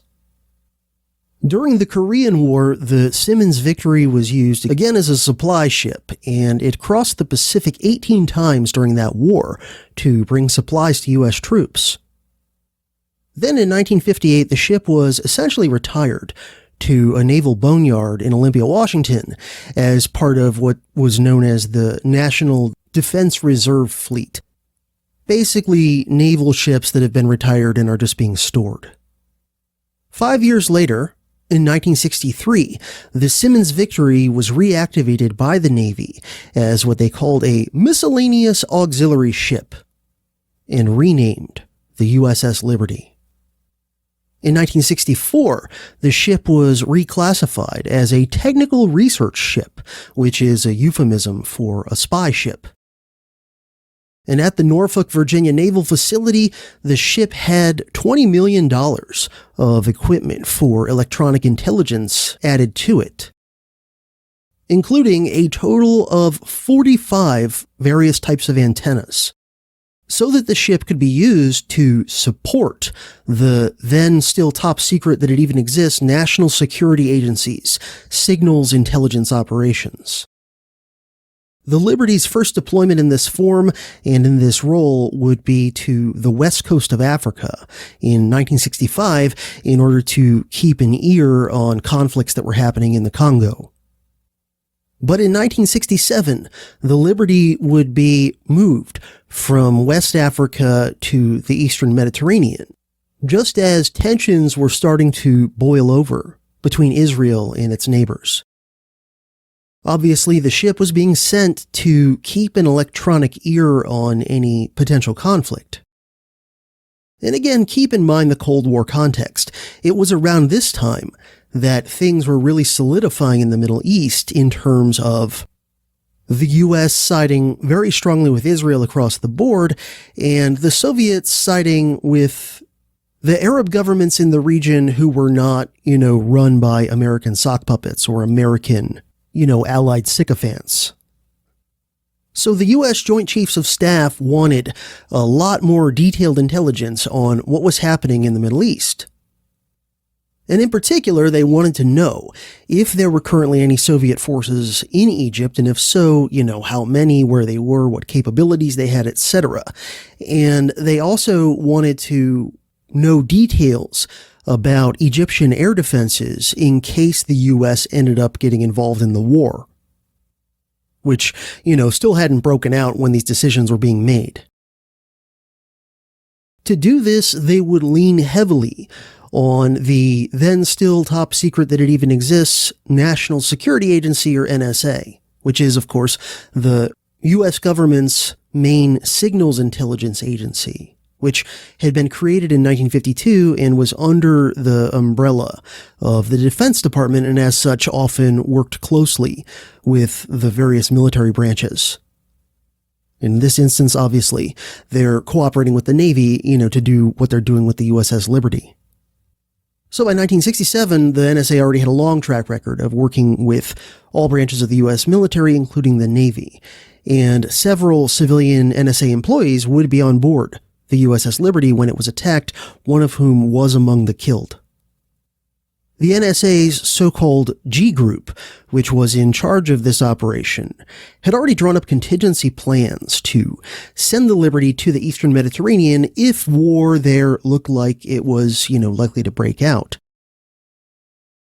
Interestingly, though, the head of G Group had opposed doing this because he thought there was just too much danger of either side in a potential war attacking the ship. You're sending this almost virtually unarmed spy ship into a potential crazy war zone. But the head of G Group was overruled by the Joint Chiefs of Staff. On May 23, 1967, orders were sent directly from the Joint Chiefs of Staff to the Liberty, something that was definitely not normal, not SOP. And these orders said for the Liberty to head from West Africa to Spain to get some additional equipment and supplies, and then to set off for Port Said in Egypt. And within a few hours of getting this message, the Liberty was on its way. Since the Liberty had been monitoring conflicts in West Africa, she had French and Portuguese linguists, but no Arabic ones. So 5 Arab linguists, 2 Marines and 3 NSA civilians, were ordered to meet up with the Liberty when she was in Spain, and even though the ship already had some Russian linguists on the crew, they added 1 more of those. They had wanted to add at least 1 Hebrew linguist, but supposedly NSA didn't have one available at the time.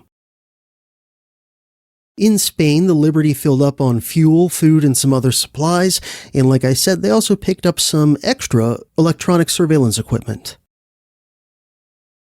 It was also while they were resupplying in Spain that Commander McGonigal received his orders on what they were, going to be doing in the Eastern Mediterranean. And his order said he was to sail to just off the coast of Israel and Egypt to conduct electronic surveillance, but that he was not to approach any closer than 12.5 nautical miles of Egypt or 6.5 nautical miles of Israel. The Liberty left Spain shortly after noon on June 2nd and sailed through the Strait of Gibraltar into the Mediterranean and then eastward along the North African coast. And as the Liberty was passing south of Sicily on June 5th, Israel would begin its long-planned attacks on its neighbors. At 7:45 a.m. local time, which would have been 1:45 a.m. in D.C., on the morning of June 5th, 1967, Israel launched what would become known as the Six-Day War by throwing almost everything they had against Egypt's airfields, and they succeeded in destroying the majority of the Egyptian Air Force in under 90 minutes. Other attacks were launched by the Israelis against the Syrian and Jordanian borders. As this was all happening, Israeli officials put out public statements to the world saying that Egypt had actually attacked them, and they were defending themselves. This, of course, was not just a lie, it was literally the exact opposite of the truth. In Washington, within a couple hours of the start of the attack, Lyndon Johnson was awakened and began being briefed on the telephone by his national security advisor, Walt Rostow, about what was happening in the Middle East. Meanwhile, in Tel Aviv, the Israeli foreign minister, Abba Eban, called a meeting with the U.S. ambassador to Israel and told him that Egypt had started the war and that Nasser was guilty of just blatant aggression. Again, a straight-up lie, of course. Eban then went on to say that Israel was not looking to conquer any new territory and that the Israeli government hoped that peace could be restored without any changes, being made to any existing boundaries or borders or whatever. Again, a blatant lie. The Israeli government had been plotting to start this war for quite a while for the primary purpose of conquering territory. But even though these were all lies, for the time being, all of this was relayed back to Washington, as was Eban's request that the U.S. back up Israel against the Soviets should the Soviets decide to respond in any way to the Israeli attack on Egypt. A little later in the morning, for the first time since it had been installed after the Cuban Missile Crisis, a message came through the famous Moscow to Washington hotline. It was a printed teletype message, sort of like a primitive fax or a high-tech telegram. From Russian Premier Alexei Kosygin to LBJ, saying of the war in the Middle East, quote, "The Soviet government is convinced that the duty of all great powers is to secure the immediate cessation of the military conflict. The Soviet government has acted and will act in this direction. We hope that the government of the United States will also act in the same manner and will exert appropriate influence on the government of Israel, particularly since you have all the opportunities of doing so. This is required in the highest interest of peace." End quote. Once LBJ was notified of the message and its contents, he sent a message back to Kosygin saying that the U.S. was not intending to intervene in this war. As the Liberty continued heading toward the war zone, the U.S. Navy sent out orders to all ships in the eastern Mediterranean to stay at least 100 nautical miles away from the coasts of all countries that were at war.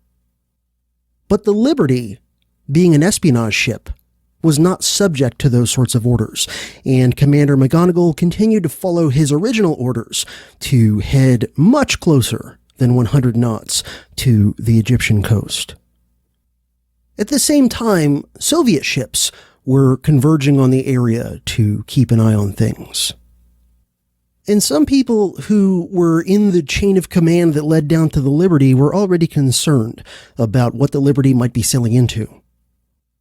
So when, for example, on June 7th, a couple of days into the war, Frank Raven, the head of NSA's G Group, found out that the Liberty was headed directly into the war zone, and in fact was almost there by then, he lodged an official complaint to try to get the Liberty pulled out of the area.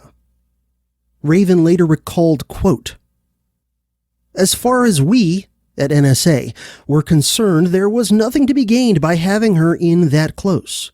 Nothing she could do in there that she couldn't do where we wanted her," end quote, which was much further away in relative safety near Crete and near the U.S. 6th Fleet. In light of the warnings from Raven and a few others, and in light of Egyptian charges that the U.S. was already helping the Israelis in the war, the NSA's Joint Reconnaissance Center began to worry about the Liberty.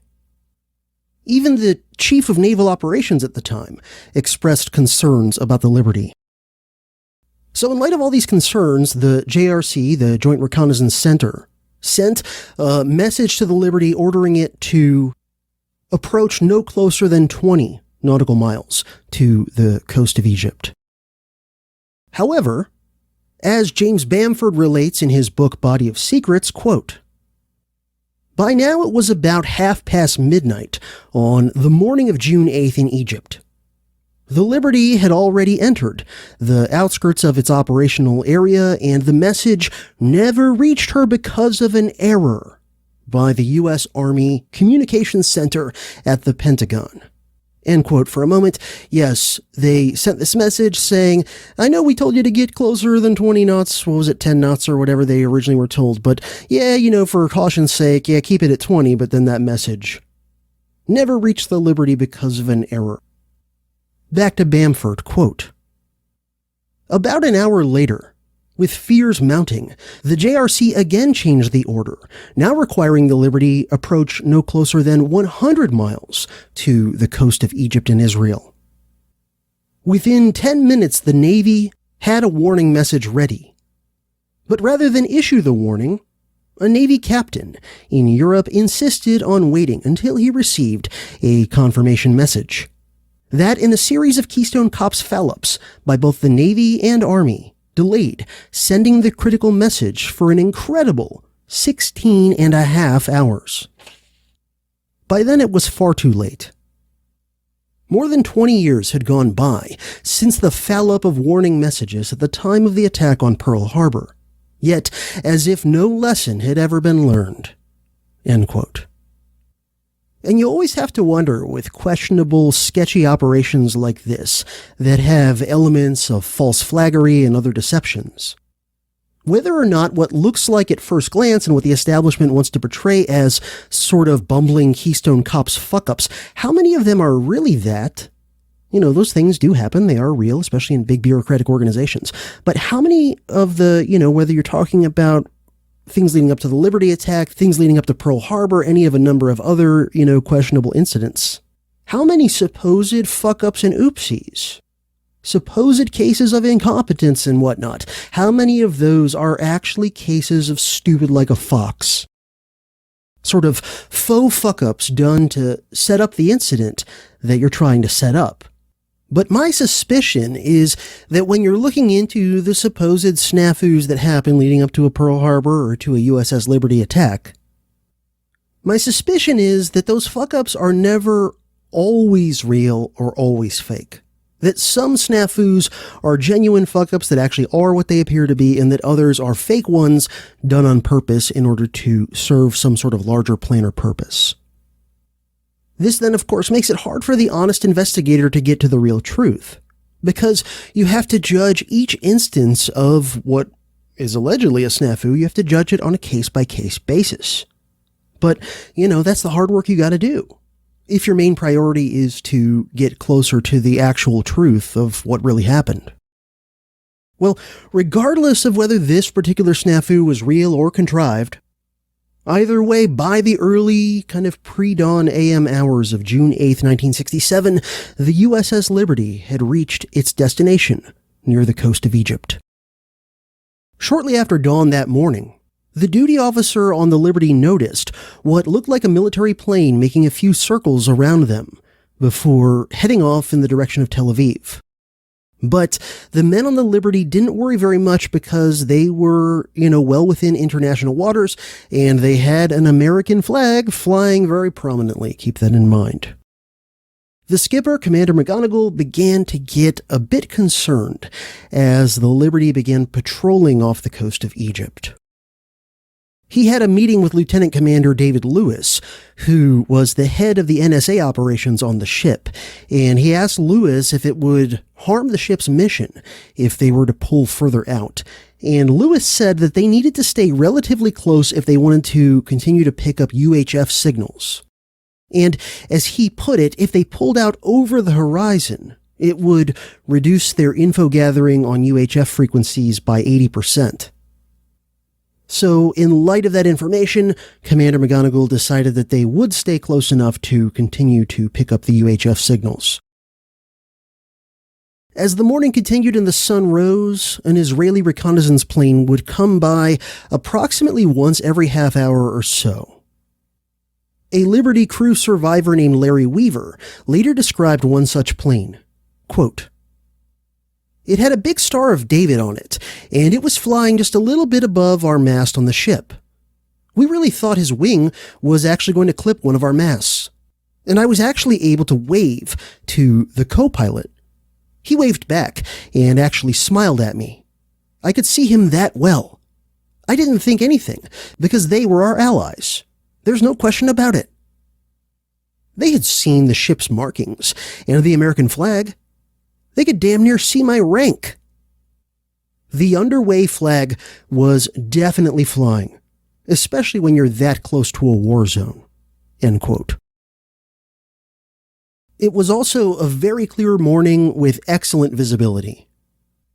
In fact, visibility that day in the eastern Mediterranean was at least 25 miles.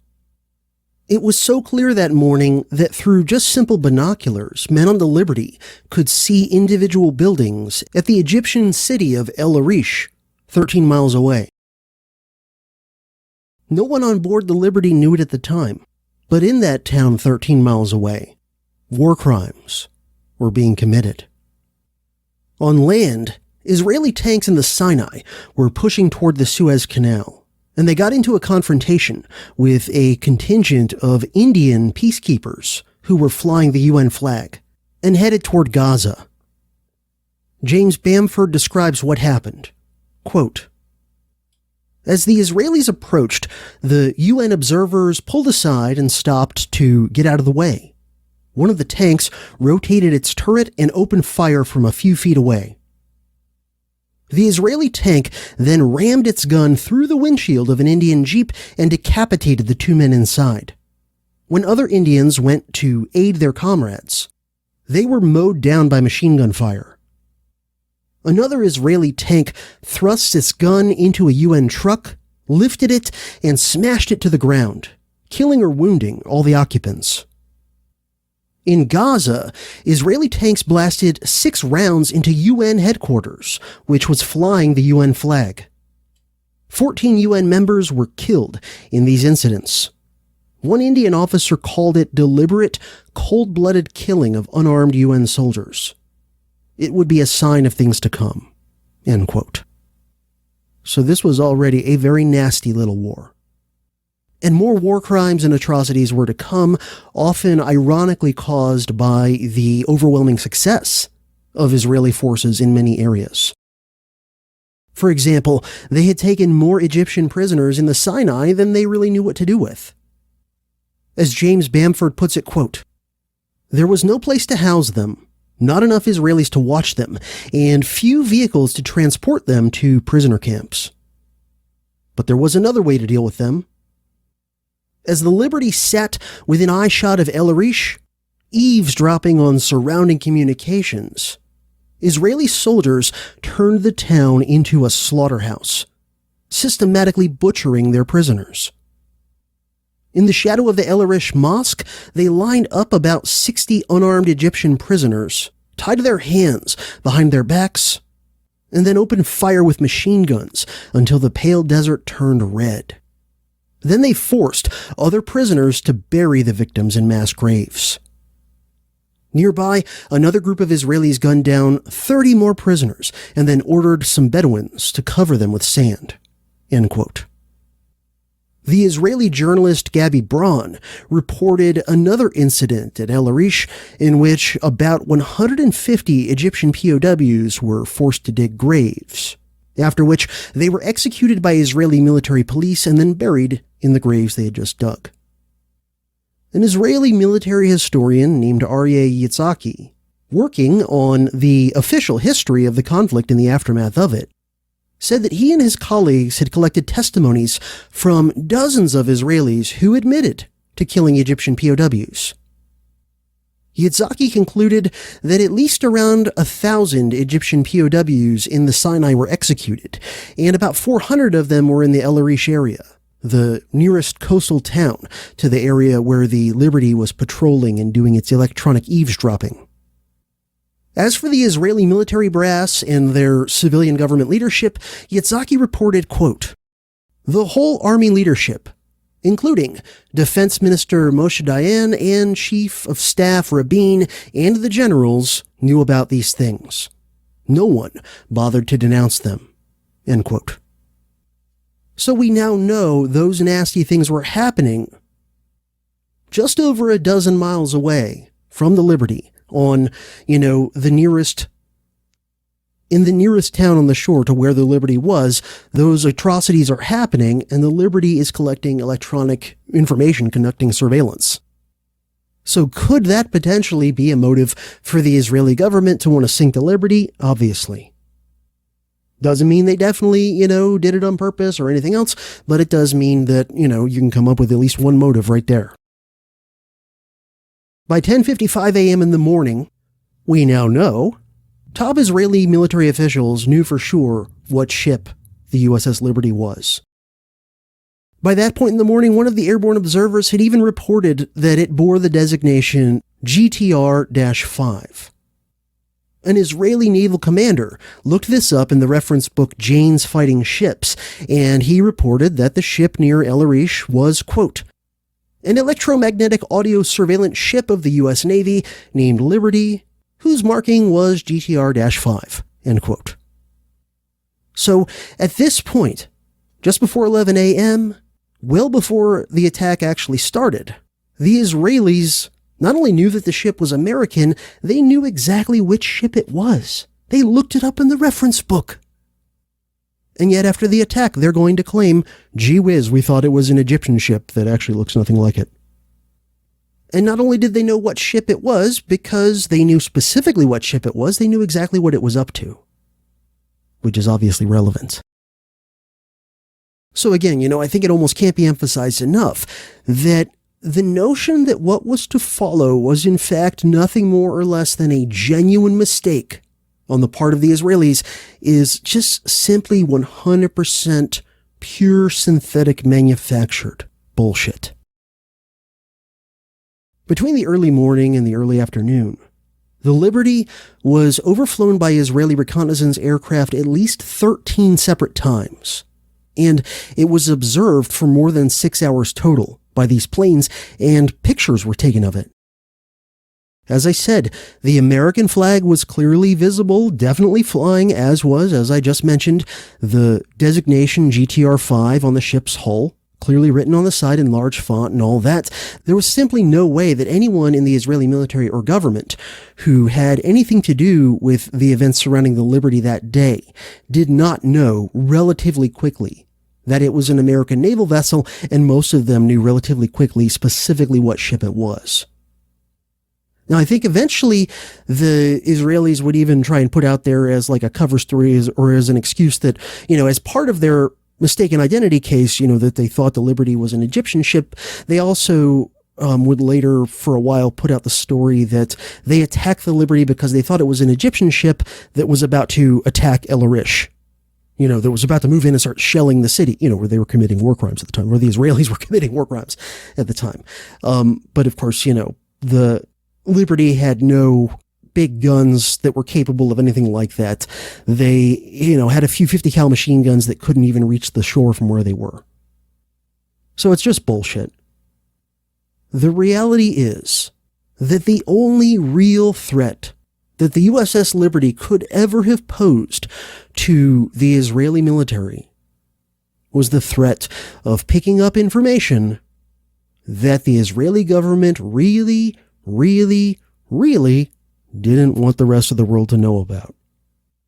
And so, a little bit after noon, in the halls of the Israeli military command, the order was given, and Israeli torpedo boats and jet fighters were dispatched to go confront the Liberty. At 1:41 p.m., the torpedo boats spotted the Liberty and radioed for an airstrike. Now, I've mentioned the Liberty skipper a few times kind of in passing, Commander William McGonigal, and just a little bit more on him. He was really, from what I've seen, a sailor who joined the U.S. Navy in the aftermath of World War II and who had been decorated for combat service on a minesweeper during the Korean War. After that, he was put in charge of various smaller naval vessels before being put in charge of the Liberty in April of 1966. McGonigal was on the bridge of the Liberty and suddenly yelled at a lieutenant, "You'd better call the forward gun mounts. I think they're going to attack." And the jets, which were French-made Mirage fighters, which notably had all of their nationality markings covered up, unleashed a barrage of aerial machine gun fire. Bosun's mate Larry Weaver, who was planning on soon leaving the Navy, and he hoped to get a job as a professional water skier at Cypress Gardens in Florida, was waiting outside the ship's doctor's office to get an earache looked at when it happened. Right before the attack, an announcement had come on saying that they were about to test the motor on one of the little boats, on the ship. And Weaver later recalled, quote, "All of a sudden I heard this rat-a-tat-tat real hard, and the first thing I thought was, holy shit, the prop came off that boat and went right up the bulkhead. And that's exactly what it sounded like. And the very next instant we heard the gong and we went to general quarters." End quote. Senior Chief Petty Officer Stan White, who was in charge of maintaining some of the cipher equipment on the ship, said that the initial attack sounded like someone throwing rocks at the ship. He later recalled, quote, "And then it happened again, and then general quarters sounded, and by the captain's voice we knew it was not a drill. Shortly after that, the waveguides to the dish," meaning the antenna, "were shot to pieces and sparks and chunks fell on me." End quote. Lieutenant Lloyd Painter tried in vain to communicate with the men manning the machine gun mounts. Quote, "I was trying to contact these two kids, and I saw them both. Well, I didn't exactly see them as such. They were blown apart, but I saw the whole area go up in smoke and scattered metal. And at about the same time, the aircraft strafed the bridge area itself. The quartermaster, Petty Officer 3rd Class Pollard, was standing right next to me, and he was hit." End quote. The Mirage jets strafed the Liberty end-to-end multiple times and dropped a bomb that exploded near it. One of the Mirage pilots reported back to base that oil was spilling out of the ship. Though the Liberty's communications hardware had already been badly damaged in just the initial attack, two of the ship's radio men braved deadly fire to MacGyver together enough broken antennas and whatnot to get out a distress signal to the Sixth Fleet. Despite, by the way, intense jamming by the Israelis trying to prevent them from being able to get any communications or distress signals out. The message said, "Any station, this is Rockstar. We are under attack by unidentified jet aircraft and require immediate assistance." As this was all happening, an Israeli Mirage pilot said over his radio, "Great, wonderful, she's burning, she's burning." On board the Liberty, the crew were still trying to figure out exactly who was attacking them, and they were also preparing to destroy all of the sensitive equipment and materials on the ship should the ship need to be abandoned. They had what they called were ditch bags, which were weighted white canvas bags to stuff tapes and code books and documents and other sensitive materials into so that they could be, chucked overboard and they would immediately sink to the bottom. So the guys who worked in what were called the NSA spaces of the ship, they got to work getting out the white ditch bags and starting to put stuff in them. At 2:09 p.m., the U.S. aircraft carrier Saratoga, which was near Crete, acknowledged the Liberty's distress message. Back off the Sinai, having destroyed the Liberty's meager defenses, by wrecking her guns and gun mounts, the Mirages continued to work on destroying her communication hardware. The ship's technicians would later say that it seemed like they were attacking the communications hardware systematically, as if they knew where it all was and were, just systematically dismantling it. That Lieutenant Commander Lewis, the guy in charge of the NSA operations on the ship, said, quote, "It appears to me that every tuning section of every HF antenna had a hole in it. It took a lot of planning to get heat-seeking missiles aboard to take our entire communications in the first minute of the attack. If that was a mistake, it was the best planned mistake that has ever been perpetrated in the history of mankind." End quote. For the moment, though, help was stalled because the Saratoga was demanding an authentication code from the Liberty, but the authentication codes had been destroyed during the initial attack, and so, things were just going haywire on the Liberty. People were dead, people were wounded, and the Mirages were now focusing their attacks on the ship's bridge. The ship's executive officer was killed.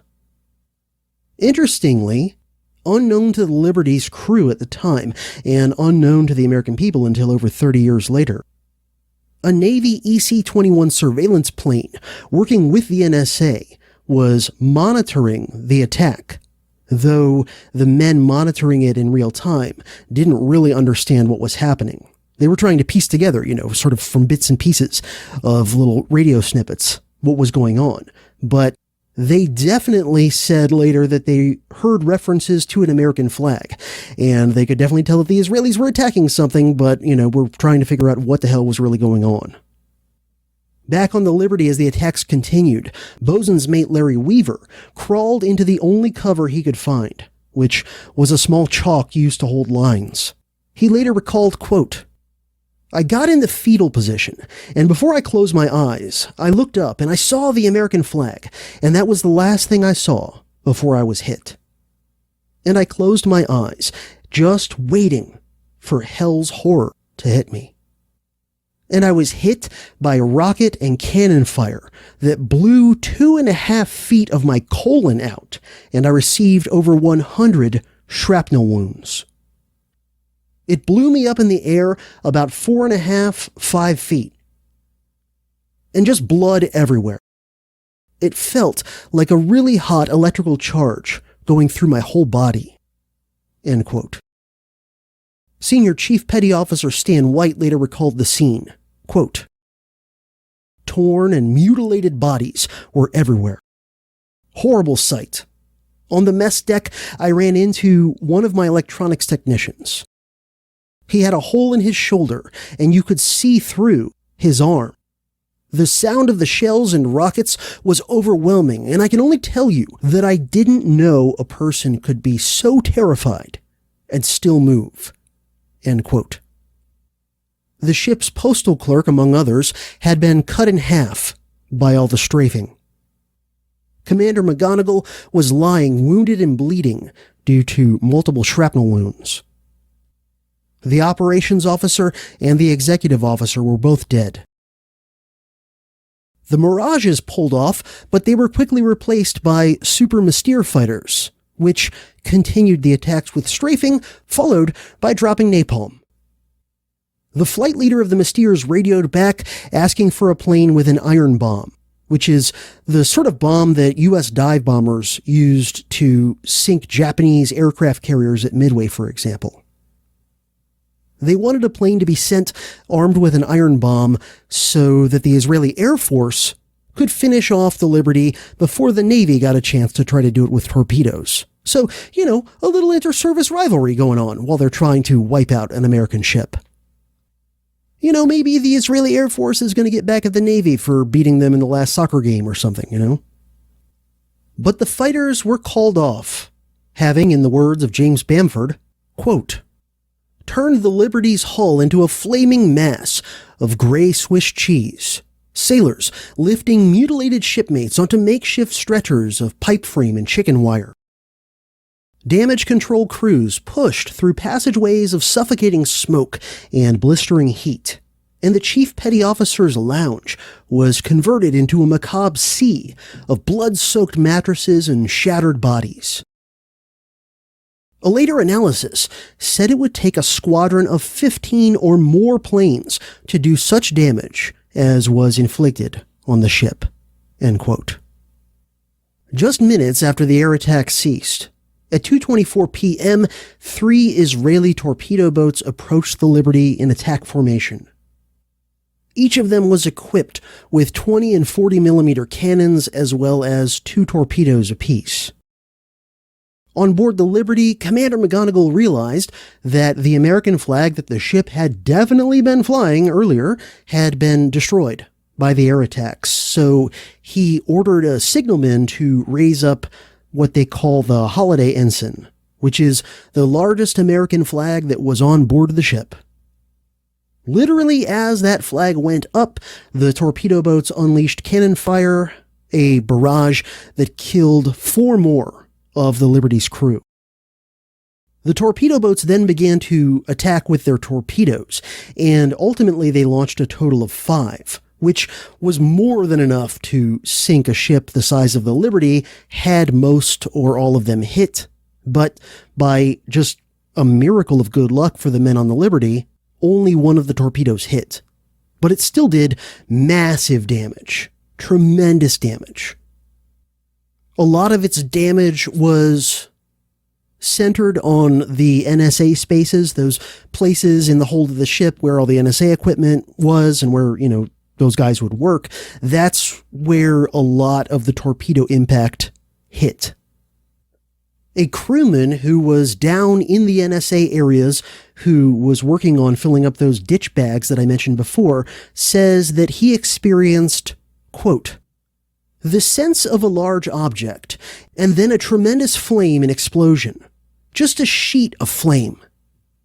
It was the torpedo. I was less than 10 feet from it.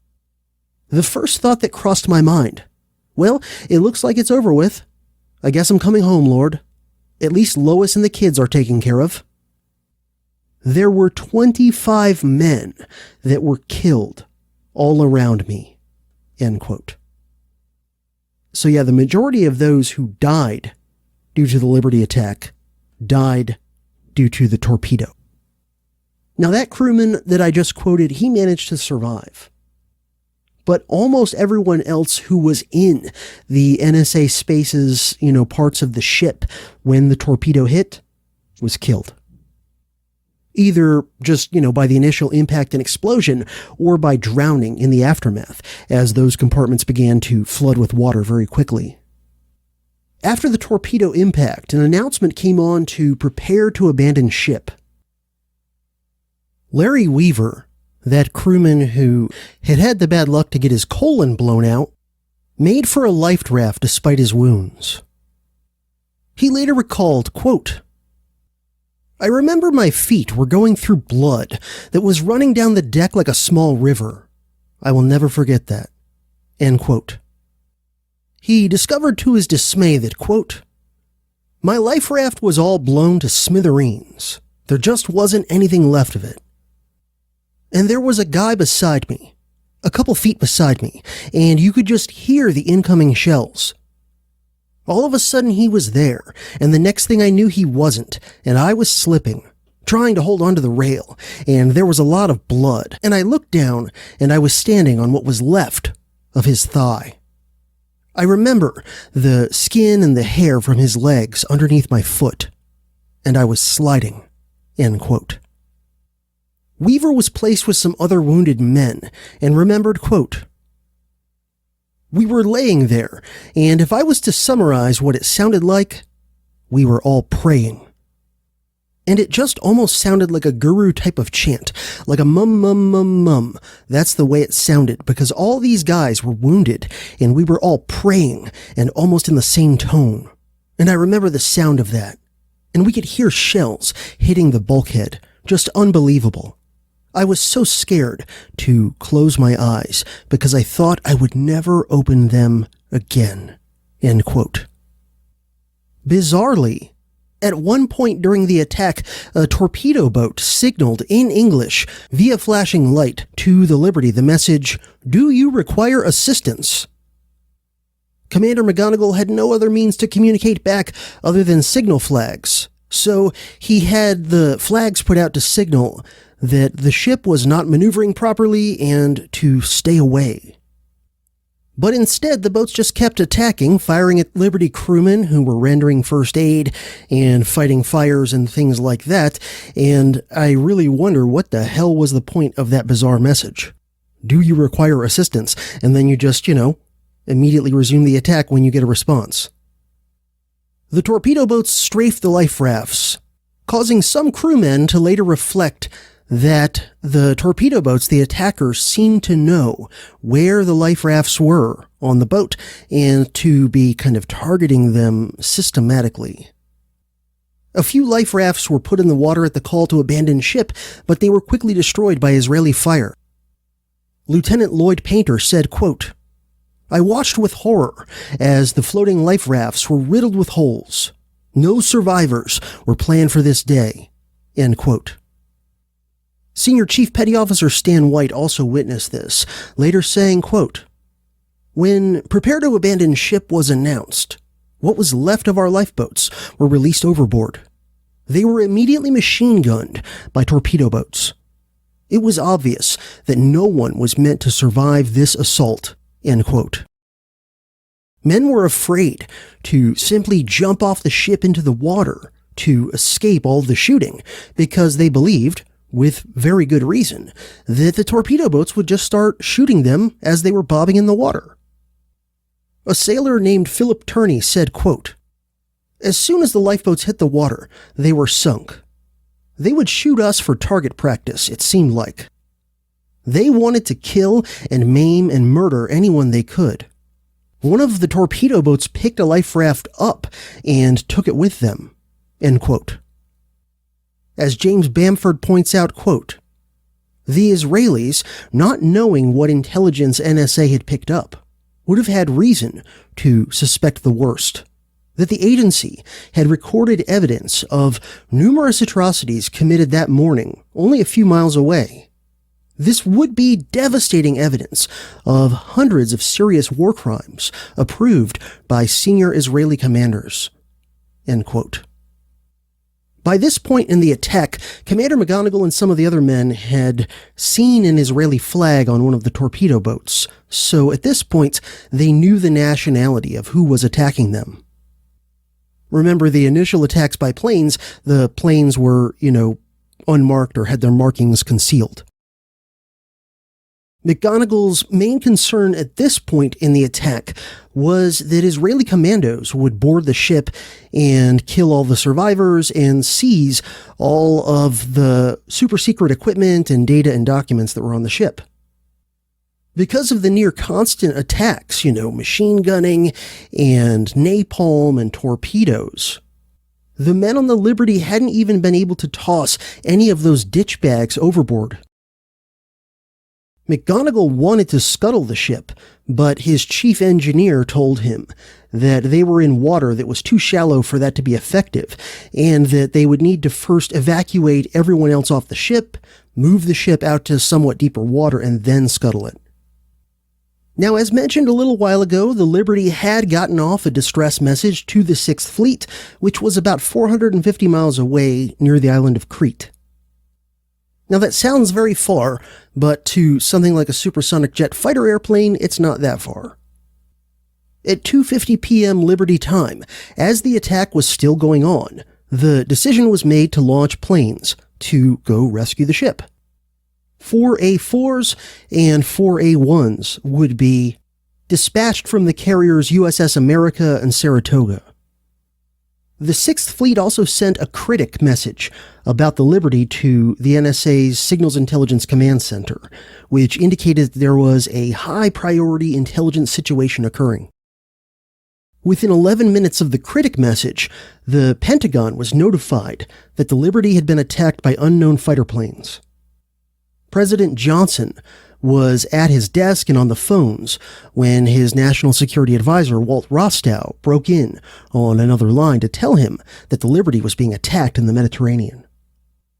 NSA Director Marshall Carter and Deputy Director Louis Tordea were very concerned about the safety of the crew and also the safety of all of the highly sensitive materials and equipment on the ship.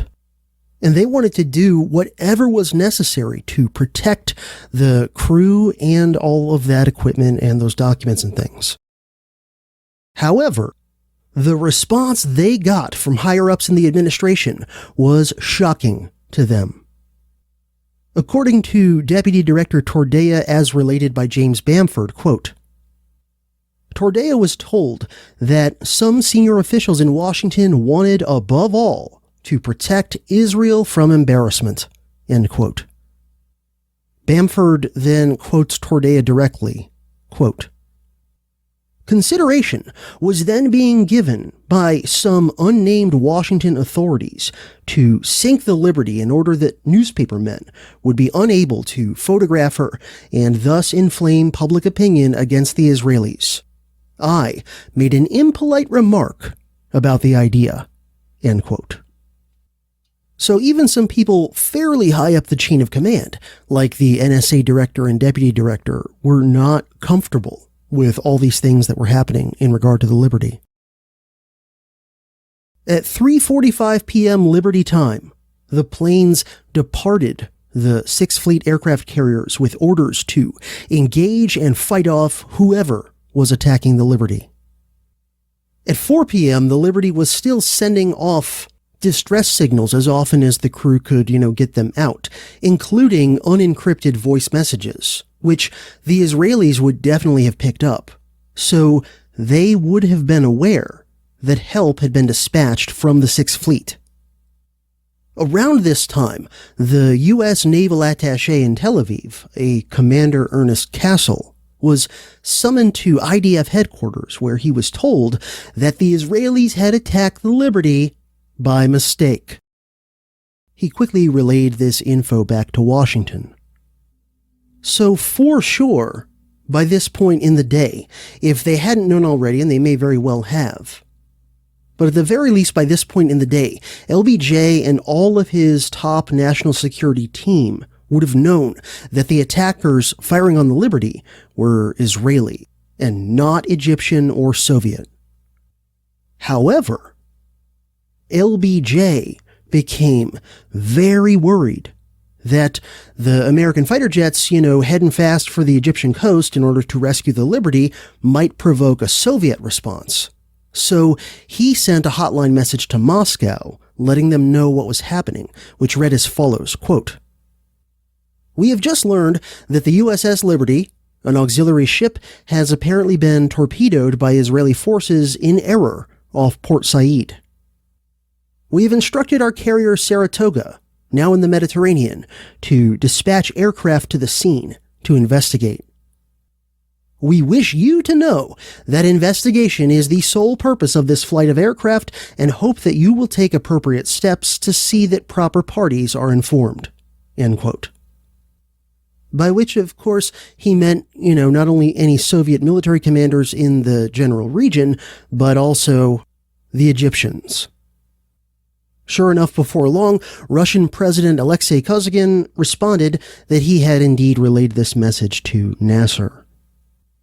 Already in the U.S., the LBJ administration, under pressure, of course, from the Israelis, was imposing a news blackout on the incident, and no one other than top administration officials would be allowed to speak about the incident to the press. At 11:29 a.m. Washington time, or 5:29 p.m., Liberty time, one of the most controversial events of this entire episode occurred. President Lyndon Baines Johnson ordered the Joint Chiefs of Staff to recall the fighters that had been sent to save the Liberty. When he received the order, the Sixth Fleet's commander, Rear Admiral Lawrence Geiss, couldn't believe the order. And he protested the order to Secretary of Defense McNamara. They were on the phone at the time. And when Admiral Geiss protested this, according to him, quote, "President Johnson came on with a comment that he didn't care if the ship sunk. He would not embarrass his allies," end quote. The President of the United States doesn't care if an expensive American military ship is sunk and hundreds of American sailors and, Marines and NSA people are killed. He just doesn't want to embarrass his ally. So those American fighters were recalled back to their carriers before they could do anything to help the Liberty. The Israeli attacks stopped.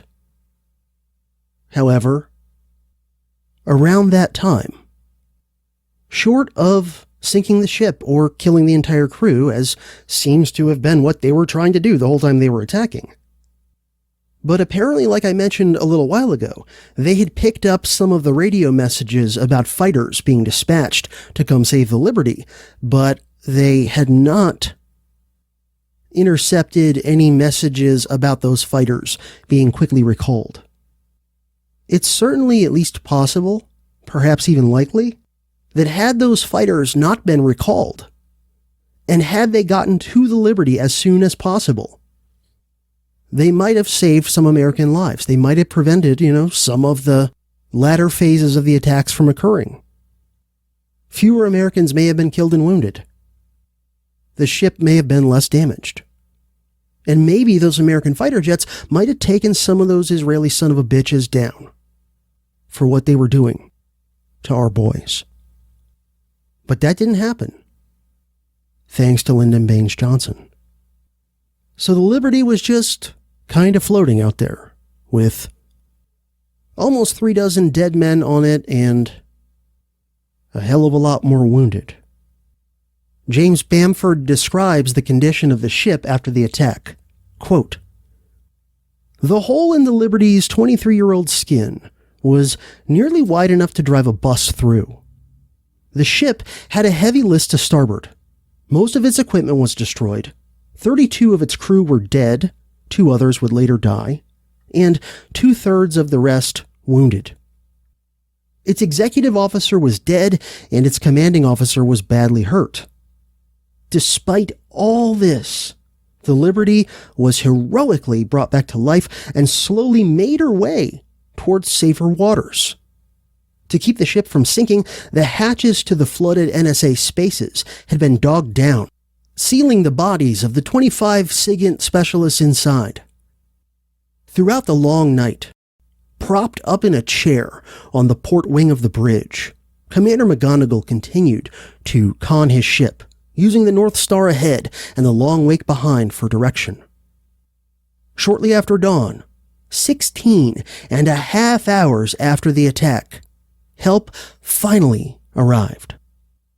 Rendezvousing with the Liberty, 420 miles east-southeast of Suda Bay, Crete, were the American destroyers Davis and Massey." End quote.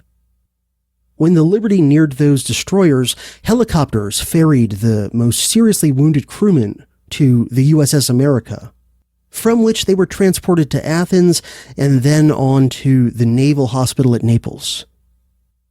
Once the Liberty finally made it to port, the NSA spaces below decks, which had been sealed to prevent the ship from sinking, were opened in order to get all the bodies out of there and also to salvage the equipment and recover the documents and so forth.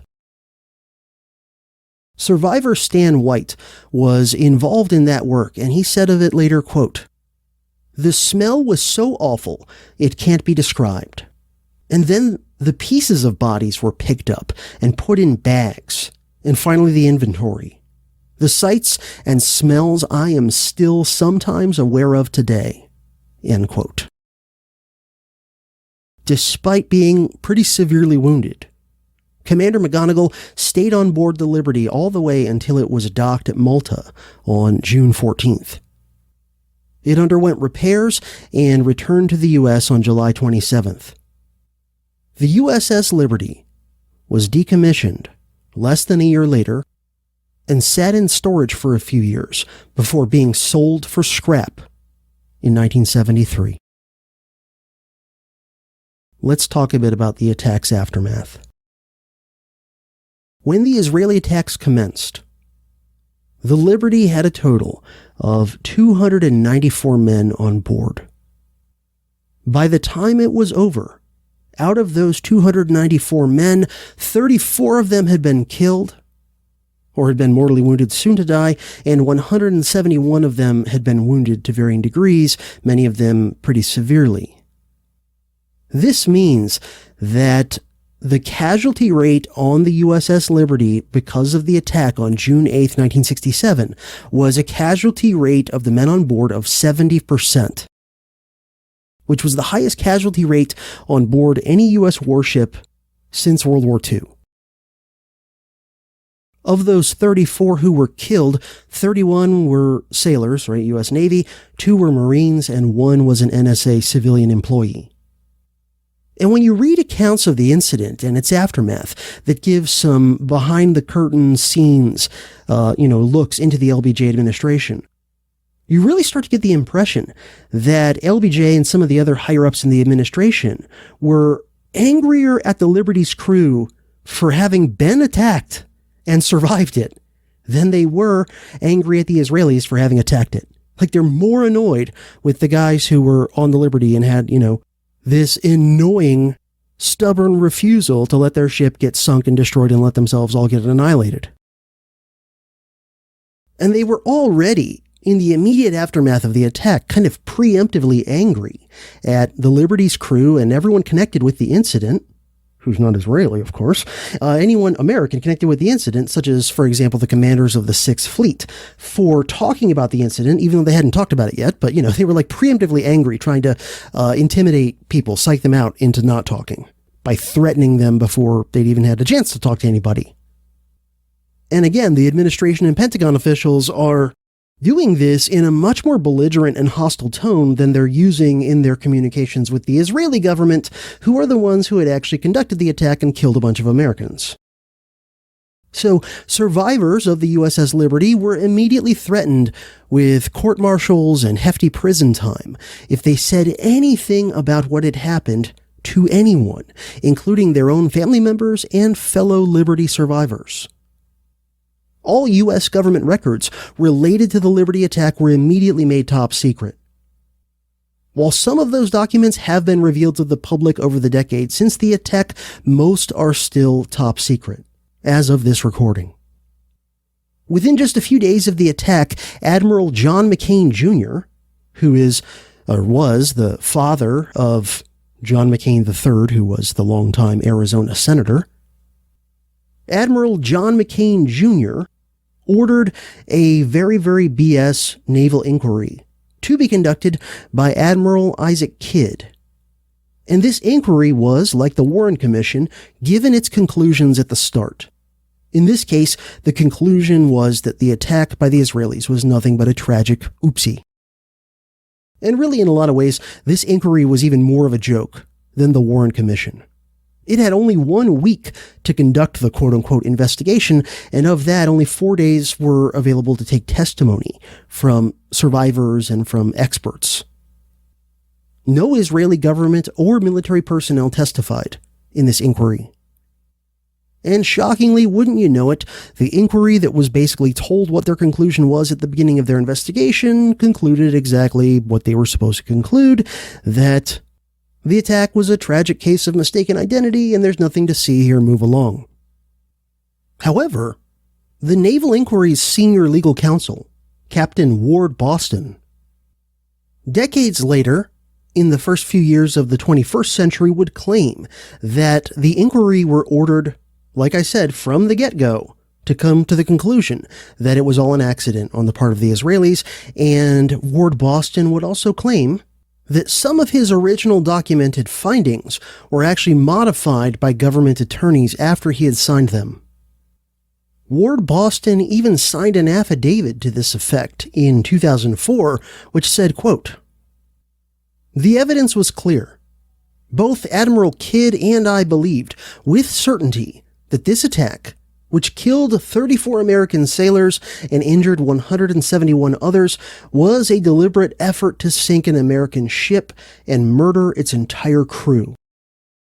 Each evening, after hearing testimony all day, we often spoke our private thoughts concerning what we had seen and heard. I recall Admiral Kidd repeatedly referring to the Israeli forces responsible for the attack as murderous bastards. It was our shared belief, based on the documentary evidence and testimony we received firsthand, that the Israeli attack was planned and deliberate, and could not possibly have been an accident. I am certain that the Israeli pilots that undertook the attack, as well as their superiors who had ordered the attack, were well aware that the ship was American. I saw the flag, which had visibly identified the ship as American, riddled with bullet holes, and heard testimony that made it clear that the Israelis intended there be no survivors. I know from personal conversations I had with Admiral Kidd that President Lyndon Johnson and Secretary of Defense Robert McNamara ordered him to conclude that the attack was a case of mistaken identity, despite overwhelming evidence to the contrary. I know that the Court of Inquiry transcript has been released to the public. It is not the same one that I certified and sent off to Washington. I know this because it was necessary due to the exigencies of the time and initial a substantial number of pages. I have examined the released version of the transcript, and I did not see any pages that bore my hand corrections and initials. Also, the original did not have any deliberately blank pages, as the released version does.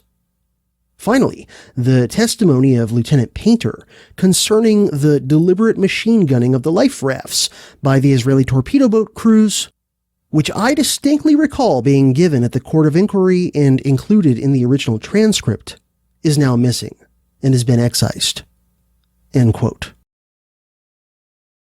During his many years on the Senate Armed Services Committee, John McCain III would keep up his father's legacy by making sure to block any efforts to open any investigations into the incident during the decades that McCain was a senator. In the days following the attack, the Israeli government stuck to its story that the attack was just a mistake. Not just in terms of public statements, but even in their high-level contacts with the LBJ administration, they stuck to this story. An Israeli court of inquiry exonerated them for any wrongdoing, and they shared a classified report that they had produced with the Johnson administration that also portrayed the whole thing as merely an error. No one in the Israeli military was reprimanded in any way for involvement in the incident. No court-martials, no demotions, not even a formal reprimand. Instead, their motor torpedo boat 203, which was the one that had fired the torpedo that had hit the NSA spaces in the Liberty, causing the majority of American deaths during the attack, in which it almost sunk the ship, that torpedo boat was celebrated, and its wheel and bell were put on display in the Israeli Naval Museum. In May of 1968, almost a year after the attack, the Israeli government paid about $100,000 to the family members of each crewman that was killed. And in April of 1969, almost 2 years after the attack, the Israeli government paid about $20,000 to each member of the Liberty's crew who had been wounded. However, in that case, lawyers' fees ate up a lot of that compensation money, so those wounded Liberty survivors didn't get a lot of their $20,000. The U.S. government did ask the Israeli government for compensation as well for the destruction of the ship itself, even though the ship had had on board lots of high-tech equipment and things that had ran into the multiple tens of millions of dollars of costs at the time. Still, the U.S. government only asked Israel for about $7.6 million in compensation, even though the value of the Liberty and all its equipment was a lot more than that. And the Israelis fought even this very stingy, kind of lowball, half-assed request, fighting against paying it for around 13 years, by which point interest would have more than doubled the amount. In late 1980, the Israeli ambassador suggested to lame duck President Jimmy Carter that the Israeli government might actually pay up if the U.S. dropped its request down to $6 million and waived the interest, and Carter accepted it. I mean, this is all a joke. As James Bamford writes, quote, "Despite the overwhelming evidence that Israel had attacked the ship and killed the American servicemen deliberately, the Johnson administration and Congress covered up the entire incident. His administration's actions were disgraceful." End quote. And I wholeheartedly agree with that statement, to put it mildly. Like I mentioned before, at the time, LBJ was still intending to run for another term as president in 1968, and he really needed the support of every Zionist in the Democratic Party if he wanted to have a chance of success. So, even if he didn't know about the attack prior to it happening, he still had every incentive in the world to want to bury the incident once it happened. But still, given how many men had survived, there were limits to how much they could cover it up. But they tried really hard.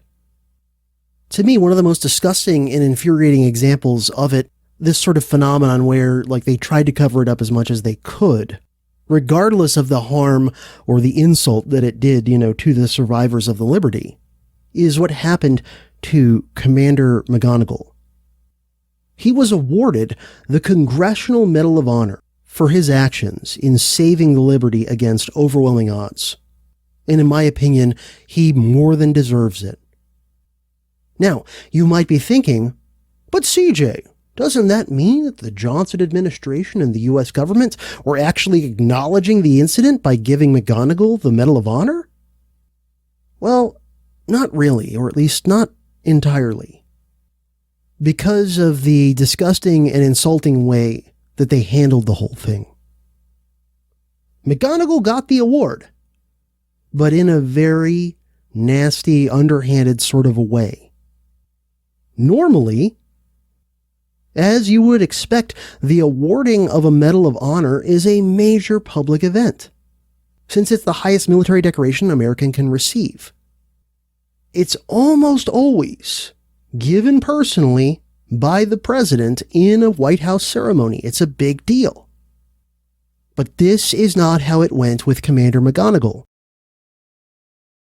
He got the medal, but it was given to him by the Secretary of the Navy, which is a job that since 1947 is not even a cabinet-level position. The president was not there. And it was done in a quiet ceremony at the Washington Navy Yard, not anywhere in the White House. I haven't been able to verify this as of this recording, but I'm pretty sure that McGonigal's Medal of Honor might be the only one in American history that was not given by the president, but was given by a much lower ranking official. Admiral Thomas Moorer, who was appointed the Chief of Naval Operations not long after the Liberty incident, and who would eventually go on to become chairman of the Joint Chiefs, said of it, quote, "I must have gone to the White House 15 times or more to watch the president personally award the Congressional Medal of Honor to Americans of special valor. So it irked the hell out of me when McGonigal's ceremony was relegated to the obscurity of the Washington Navy Yard, and the medal was presented by the Secretary of the Navy. This was a backhanded slap. Everyone else received their medal at the White House. President Johnson must have been concerned about the reaction of the Israel lobby." End quote. By the way, on the 30th anniversary of the Liberty incident, the same guy, Admiral Moorer, said, quote, "I have to conclude that it was Israel's intent to sink the Liberty and leave as few survivors as possible. Israel knew perfectly well that the ship was American." End quote. He made many statements to this effect over the course of the rest of his life. In 2003, at age 90, and having been retired from the Navy for almost 3 decades, Admiral Moorer headed an independent investigation into the incident, which concluded that Israel knowingly attacked the Liberty in international waters and called for formal congressional investigations into the incident. Those investigations, of course, never happened, thanks to the work of John McCain and many others in the Congress. Only a month before his death in 2004, Admiral Moorer would one more time publicly call for a congressional investigation into the Liberty, but to no avail. Another naval officer involved with awards at the time later told a Liberty survivor, quote, "The government is pretty jumpy about Israel. The State Department even asked the Israeli ambassador if his government had any objections to McGonigal getting the medal. Certainly not, Israel said, but to avoid any possible offense, McGonagall's citation does not mention Israel at all, and the award ceremony kept the lowest possible profile. End quote. Now just think about that for a moment, that the Johnson administration felt that it felt compelled to ask the Israelis, we want to give our highest Medal of Valor to the guy who saved the ship you tried to annihilate. May we please do that? Are you okay with that? Does it please the crown? May we have your permission to give our own Navy officer a fucking medal because he managed to, keep the ship that you guys were trying to kill and sink from being destroyed and sunk and everyone killed? And yeah, the fact that nowhere in the citation for McGonagall's Medal of Honor does it mention that the attackers he was trying to save his men from were Israeli. Never mentions their identity. And by the way, I don't think I mentioned this before. I meant to. All of the documents related to those initial inquiries and everything like that were done in the aftermath, all of those documents, the American ones, do not mention the nationality of who attacked the Liberty. It's just like talking about attackers. It kind of reminds me of that famous Daily Show moment back in, it was either 2008 or 2012, where the mainstream media was doing a news blackout on Ron Paul's campaign because he was actually doing pretty good at the time. So, of course, they were trying to just pretend he didn't exist. And one of the primaries had happened, and Ron Paul actually came in second. And the news media was, running through how people had done, ranking them.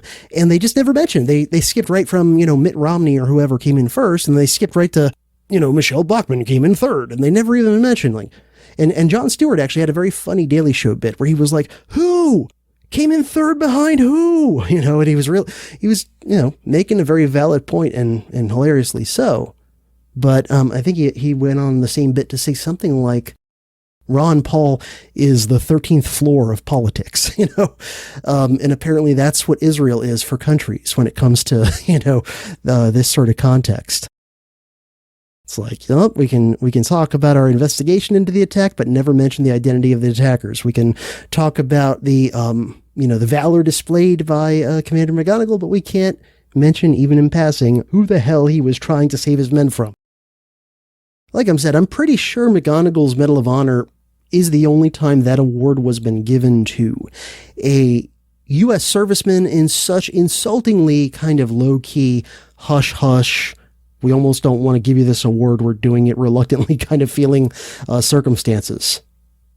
Again, as if the U.S. government was kind of annoyed by McGonagall's valor, that, he hadn't had the good sense to do what he was supposed to do and just roll over and let his ship be sunk, apparently. The ship itself and other crew members that survived received numerous awards and citations too, including 11 Silver Stars, 20 Bronze Stars, and over 200 Purple Hearts. And again, I'm pretty sure that the citations, scrupulously avoided mentioning the nationality of the attackers, who necessitated so many awards and decorations needing to be given out. The NSA and the CIA conducted some quick, kind of after-action report reviews of the incident, but these were largely technical, kind of analyzing the communications and how the ship and its crew had performed. However, as James Bamford puts it, quote, "No American investigators ever looked into the why question or brought the probe to Israel, the scene of the crime. Investigators simply accepted Israel's bizarre mistake report at face value. This was a document which included such statements as a claim by the torpedo boat crew that the Liberty, an ancient World War II cargo ship then loitering at 5 knots, was attempting to escape at an incredible 30 knots. The Liberty's top speed was 17 knots, outracing even their torpedo boats. This was the reason," the report said, "for calling in the Air Force." End quote. That BS Israeli report also claimed that the Liberty had been misidentified by someone looking at the reference book James Fighting Ships as an Egyptian military transport ship. They misidentified it as a very specific ship, they said. They didn't just say, oh, we thought it might be an Egyptian boat. They said, no, we thought it was this Egyptian boat. They claimed that they thought it was an Egyptian military transport ship that was called the El Qasar, or Qasir, something like that. Even though, as we now know for sure from some behind-the-scenes documents eventually getting out, that an Israeli commander had actually used that very reference book to look up and verify that the ship in question was, in fact, the USS Liberty, and he shared that information with headquarters. The bullshit Israeli report also said that they were concerned that the Liberty might attack El Arish, laughable, considering the ship's only armaments were 4 50 cal machine guns that they never even really got a chance to get up and going when they were attacked. And the Israelis never wavered on their claim. They were insistent, they were adamant, that none of them ever saw an American flag anywhere on the Liberty, even though, again, for the umpteenth time, all of the survivors say there was an American flag flying very prominently before, during, and after the attack. And like I mentioned, partway through the attack, they even put up a bigger flag, because the original one that was just a normal-sized one was shot to pieces. And they replaced it with the holiday ensign, like the extra big, fancy flag. Also, by the way, as we now know, as I mentioned earlier, I think, there was an NSA surveillance plane flying in the area above the attack. And a Hebrew linguist aboard that flight claims that he heard multiple references to an American flag during the attacks on the Israeli radio transmissions. And by the way, that linguist, a man named Marvin Nowicki, is a guy who actually is or was, I don't know if he's still alive today, strongly pro-Israel. So he's not someone who would have any kind of an incentive to lie in a direction that would make Israel look bad. Simply put, the Israeli report is all BS top to bottom. We know it's all BS, and the more important thing too, maybe, is that the Johnson administration would have known the Israeli report was all BS within hours of the attack at most. Before the Israelis had even started typing up this bullshit report, the LBJ administration had enough info to know everything in it was BS. But that doesn't seem to have bothered them one bit. Furthermore, as James Bamford tells us in Body of Secrets, quote, "The senior leadership of NSA, officials who had unique access to the secret tapes and other highly classified evidence, was virtually unanimous in their belief that the attack was deliberate. They strongly believed that Israel feared what the Liberty might have intercepted, and therefore it ordered it killed, leaving no survivors." End quote. But the U.S. government just, accepted this ridiculous oopsie explanation by the Israeli government. The U.S. Congress, by the way, held no public hearings or investigations into the incident. For obvious reasons, because, as James Bamford puts it, quote, "With an election coming up, no one in the weak-kneed House and Senate wanted to offend powerful pro-Israel groups and lose their fat campaign contributions." End quote. NSA Director Marshall Carter set up a secret task force to gather up all signals intelligence related to the Liberty incident and make a report to him on what really happened. The conclusion of the secret NSA task force that investigated the incident was, quote, "There is no way that they didn't know that the Liberty was American." End quote. And after looking at all the evidence in the report, Director Carter himself agreed, though none of this would be public for over a decade. NSA Deputy Director Louis Tordea also believed that the Israelis had knowingly attacked a U.S. ship. He was so bothered by what was happening that he wrote an official memo about it, and he also shared his views with a Texas congressman he knew, named George Mahan. And when Deputy Director Tordea saw the Israeli BS report about the incident being all just a tragic mistake, he actually wrote on it a nice whitewash. Tordea also later said, quote, "I believed the attack might have been ordered by some senior commander on the Sinai Peninsula, who wrongly suspected that the Liberty was monitoring his activities. End quote. James Bamford writes, quote, "On the morning of June 8th, the Israeli military command received a report that a large American eavesdropping ship was secretly listening only a few miles off El Arish.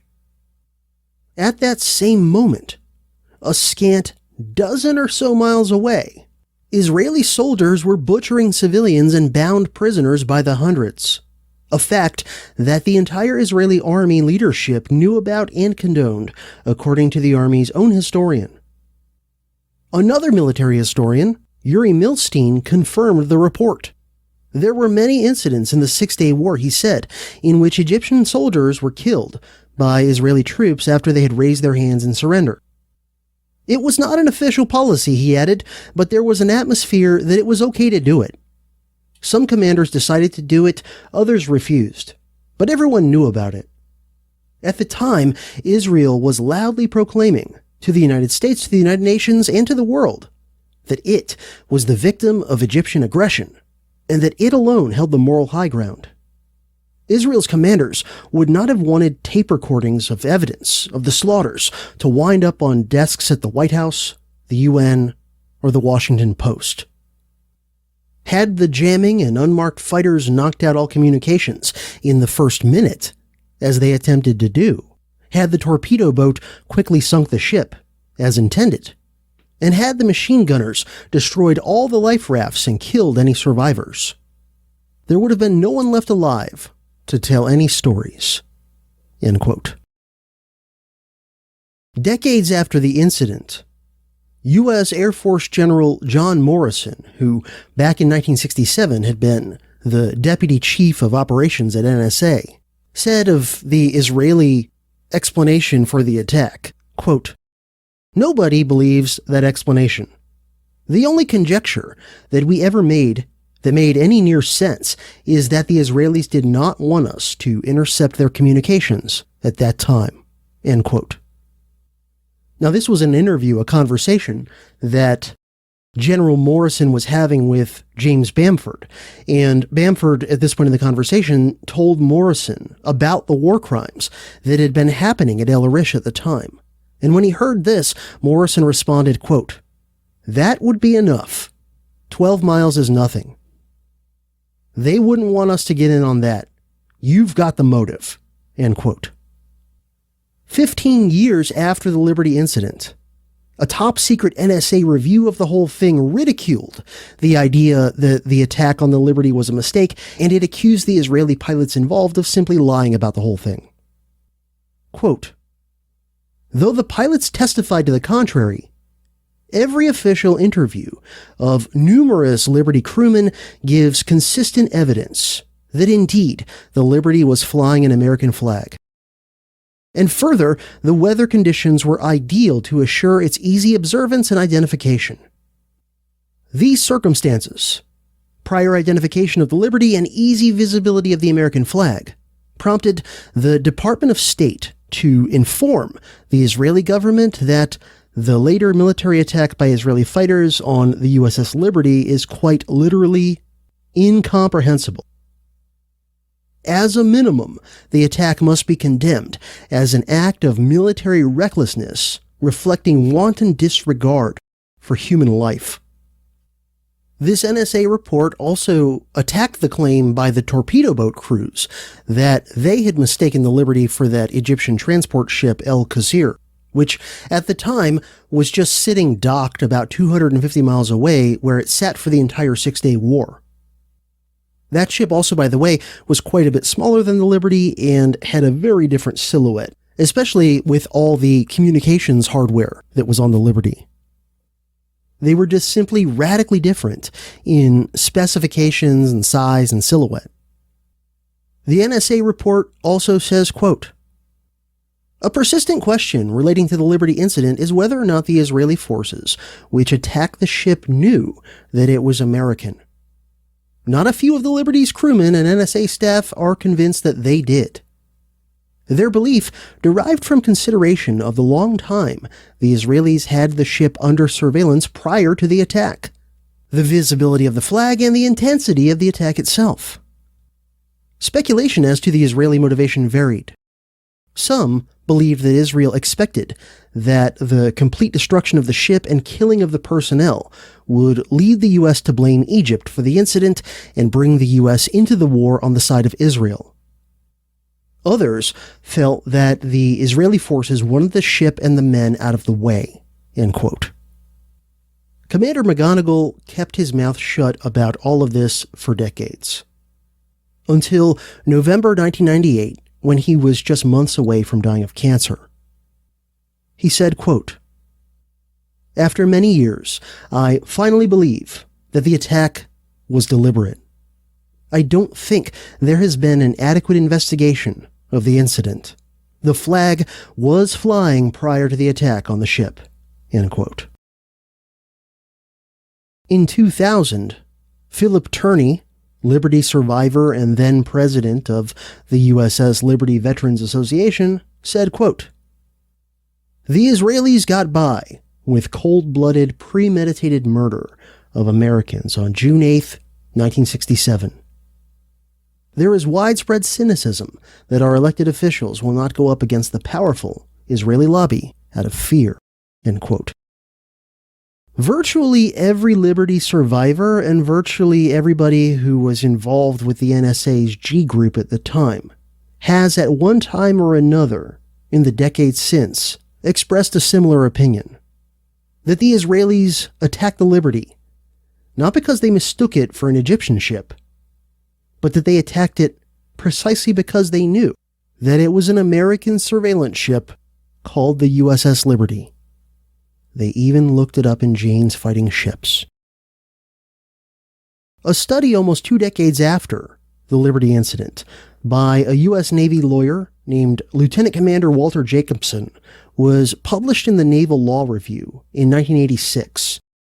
And Jacobson wrote, quote, "To speculate on the motives of an attack group that uses unmarked planes and deprives helpless survivors of life rafts raises disturbing possibilities, including the one that the Liberty crew was not meant to survive the attack, and would not have, but for the incorrect Sixth Fleet radio broadcast that help was on its way, which had the effect of chasing off the motor torpedo boats," end quote. Some prominent members of the Johnson administration eventually publicly expressed confusion or skepticism about the Israeli government's cover story. The one that they, thought it was an Egyptian transport ship and attacked it by accident. So, for example, Dean Rusk, who was Secretary of State in 1967 and published his memoirs in 1991, and in there it says this of the Liberty incident, quote, "I was never satisfied with the Israeli explanation. Their sustained attack to disable and sink Liberty precluded an assault by accident or some trigger-happy local commander. Through diplomatic channels, we refused to accept their explanations. I didn't believe them then, and I don't believe them to this day. The attack was outrageous," end quote. Well, they might have quietly, informally complained to the Israelis, but there's no evidence of that. And certainly at the time, Rusk and LBJ and everybody else was going along with the Israeli cover story about the whole thing. And some other fairly high-up LBJ administration people have, said or written things like this in the decades following the incident. And what they say is never anywhere near as strong as I would have liked, but it's pretty widely acknowledged that the attack and the Israeli claims that it was all just nothing but error are ridiculous. That said, for LBJ himself, as far as I know, he never publicly questioned or criticized the Israeli cover story about the attack on the Liberty in the slightest. Politically, things continued to go ever more poorly for Johnson into 1968. The Tet Offensive brought into question the LBJ administration's entire narrative about the Vietnam War, and the continuing attrition of American draftees kept eroding support for LBJ and the war, even when no other big stories were in the news. Johnson was doing worse than expected in early primaries and polling, and on March 31st, 1968, he announced that he would not seek and would not accept the Democratic Party's nomination for another term as president. In January 1969, he would hand off the presidency to Republican Richard Nixon and would pretty much retire from public life.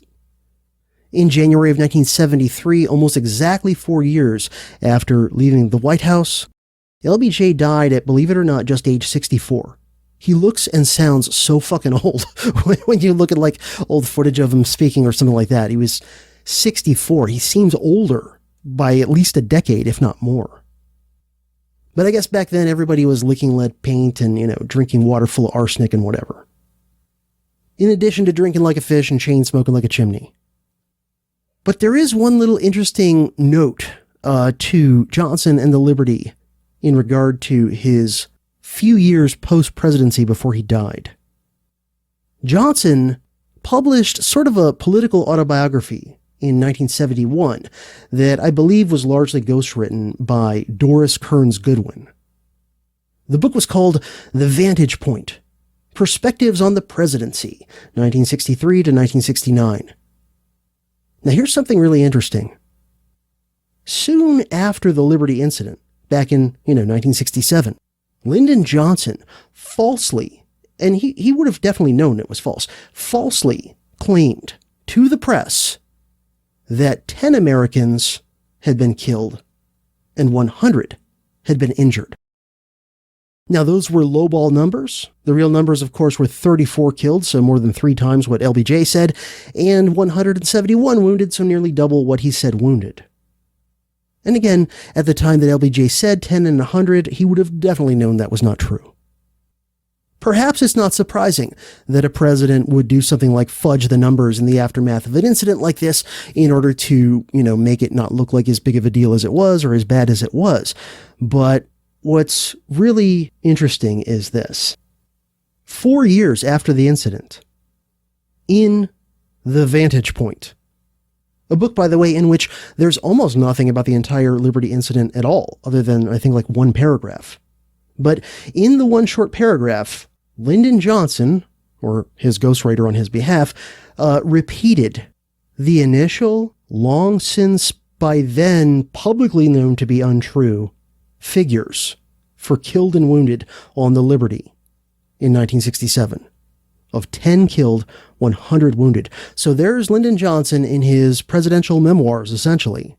4 years after he knowingly gave bullshit figures on killed and wounded on the Liberty to the press, 4 years later, when the real numbers have long since been publicized to everybody, he repeats those same numbers. In the book, Johnson/Goodwin writes, quote, "We learned that the ship had been attacked in error by Israeli gunboats and aircraft. 10 men of the Liberty crew were killed and 100 were wounded. This heartbreaking episode grieved the Israelis deeply, as it did us." End quote. That's pretty much all he has to say about it. And I mean, what absurd whitewashing is that, number one? And number two, again, I still can't believe he's repeating the same bullshit numbers 4 years later after everyone knows those aren't the numbers. And is it, arrogance and laziness, or is it simply that, like, he lies so much he has a hard time remembering what's even really true? And it's also kind of amusing, too, that the bullshit numbers that he put out were like these ridiculously round numbers, right? Like these, exactly 10 men were killed and exactly 100 men were wounded. And it's like, that almost never happens in real life. Like, how many times in your life when you're going to pay for your groceries does it ring up and it's like $100 even? It happens. Obviously, it's a possible outcome of getting your groceries rung up. But, like, how many times has that happened to you? That it's like $10 even, $100 even. Probably count on one hand your entire life how many times you just randomly get numbers that round, right? So, I mean, even that should have been a clue that it was lies. Because, like, I'm sorry, 34 and 171 just sounds and seems a lot more real in Israel. Israel. The subject of this episode. Whereas 10 men killed and 100 men wounded sounds made up. It sounds like the number a kid would make up if he was writing about the casualties in a fantasy battle. But neither Johnson, nor his ghostwriter Doris Kearns Goodwin, nor the publisher of that book, which was a major publisher, HBJ, saw fit to fact-check and update those numbers, even though, again, it's years later and the true numbers have long since been a matter of public record. And I have to say, when I learned how Johnson stuck to the obviously fake Israeli cover story, that it was a mistake, long after it was clear to anyone who looked into it that that wasn't true. And then also specifically the fact that he stuck with the bullshit numbers long after anyone who was paying attention knew those numbers were not true. It really made me think of Joe Biden's narrative on January 6th. You know, when he said that those quote-unquote insurrectionists, which, you know, in most cases are like vandals and trespassers at worst, he said, and he repeated for quite a while after the incident, that those trespassers and vandals had actually killed multiple cops in the Capitol that day. It was absolute bullshit. And he repeated it multiple times, including pretty well after the incident. And the media never called him out on this. Never said, wait a minute, Mr. President, you're saying 5 cops were killed and we've all kind of established that no cops were killed that day in the Capitol. They never called him out on it. But, the fact that he sticks with the lie long after everyone knows it's a lie. Again, it's is it laziness? Is it brazenness? Is it stupidity? Is it almost just sort of like a fuck you kind of a flex? I don't know. But again, it's it drives me crazy because it's these people aren't even very good or effective liars a lot of the time. And yet they just keep getting away with shit. So I forget exactly what the number was Biden gave, but it was maybe 4 or 5, 6 cops were killed supposedly in the Capitol on January 6th. And he continued repeating this, in speeches and press conferences, even long after the true body count of cops that day, which was actually 0 on the day. And then I think one cop, died of cardio problems a few days later. And then they were claiming that, this was caused by the events of 1/6. Maybe it was, maybe it wasn't. Who the hell really knows? But, the point is that reality was wildly different. You've got the president of the United States saying that a half a dozen cops were killed by these bloodthirsty insurrectionists. And the reality is nope, not a single cop was killed that day. One guy died of a heart attack a few days later, maybe related. Who knows? Very different narratives. So another, professional sociopath who was a very willing and eager servant of the American oligarchy and the Zionists and Israelis that a lot of them are in bed with. Both LBJ and Joe Biden will just brazenly stick to a lie that everybody knows a lie, and not only will they stick to that lie, but they'll keep getting a free pass to tell it. And no one calls them out or corrects them. Now, in all this big complicated story of nations and governments and armies and presidents and prime ministers and so forth, it's easy to forget the pawns that were tragically and unnecessarily sacrificed in whatever the hell game this was that resulted in the attack on the Liberty. And so I feel compelled to remind us all that nearly 36 American men, most of them quite young, died that day. Many of them in their final moments, terrified, scared of being shot or drowned. Many of them having already watched friends and comrades get killed or maimed. I would read off all the wounded too, and I'm sure many of them were disabled for the rest of their life because of their wounds. But, because there were so many wounded, that would take a lot of time, and this is already a pretty big episode. But I am going to read off the names and a little bit about each of the men who were killed, just their age and if they were married and where they were from, and in some cases I even have the city or town. In some cases I just have the state, but I found a list, and I believe this list is in order, alphabetized by last name, but with officers first followed by enlisted men. By the way, this list mentioned each guy who was married when he was killed, but it did not mention if and how many children each of the men who were married who were killed by the Israelis might have left behind. But for sure, this tragic mistake resulted in some kids being made orphans. And probably more than a tiny percentage of them ended up having problems for the rest of their life because their dad was murdered by the Israeli military when they were little kids. So as we've already mentioned multiple times, 34 men in total were killed. I think 32 of them were killed pretty much right away, and then a couple of them, lingered, mortally wounded, and then died pretty soon after the attack. The oldest man killed was 42, almost as old as I am now. I'm about to turn 44 next month. The youngest killed was 18.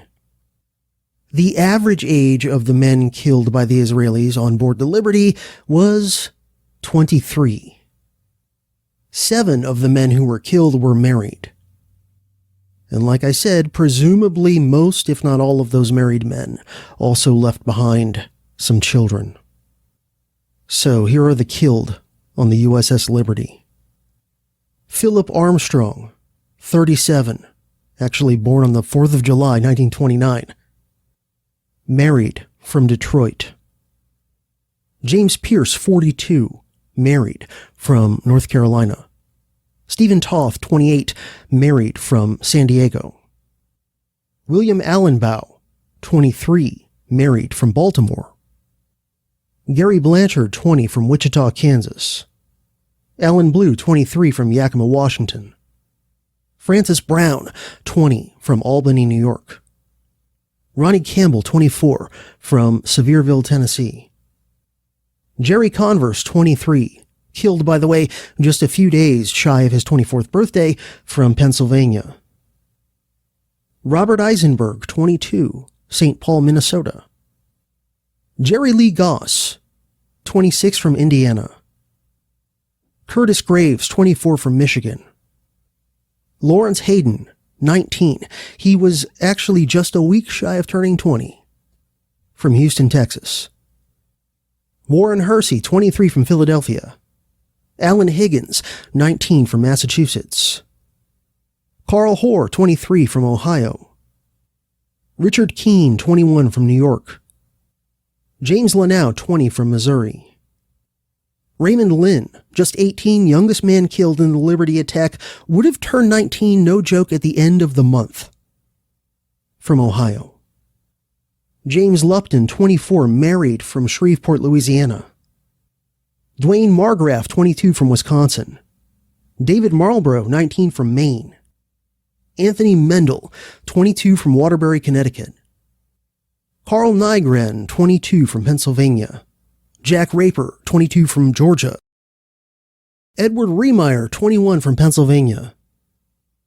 David Solak, 20, from Gary, Indiana. John Smith, 23, from Ithaca, New York. Melvin Smith, 29, from North Carolina. John Spitzer, 30, from Pennsylvania. Alexander Thompson, 24, from Philadelphia. Ray Thornton, 23, from Springfield, Ohio.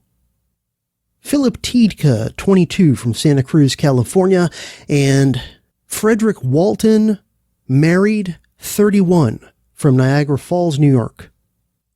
May you all rest in peace. And may you all one day get some sort of justice for what happened to you.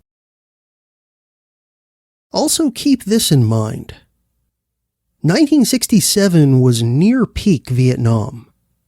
In terms of numbers of men, how many guys were getting drafted every month, how many guys were getting killed and wounded, 1967 was near peak Vietnam.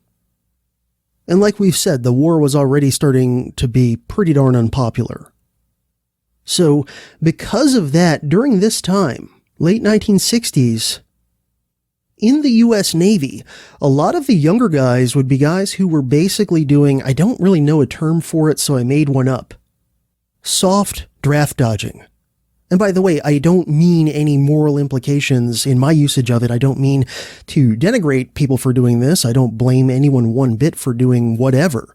to try and get out of being drafted and sent into combat on the ground in Vietnam.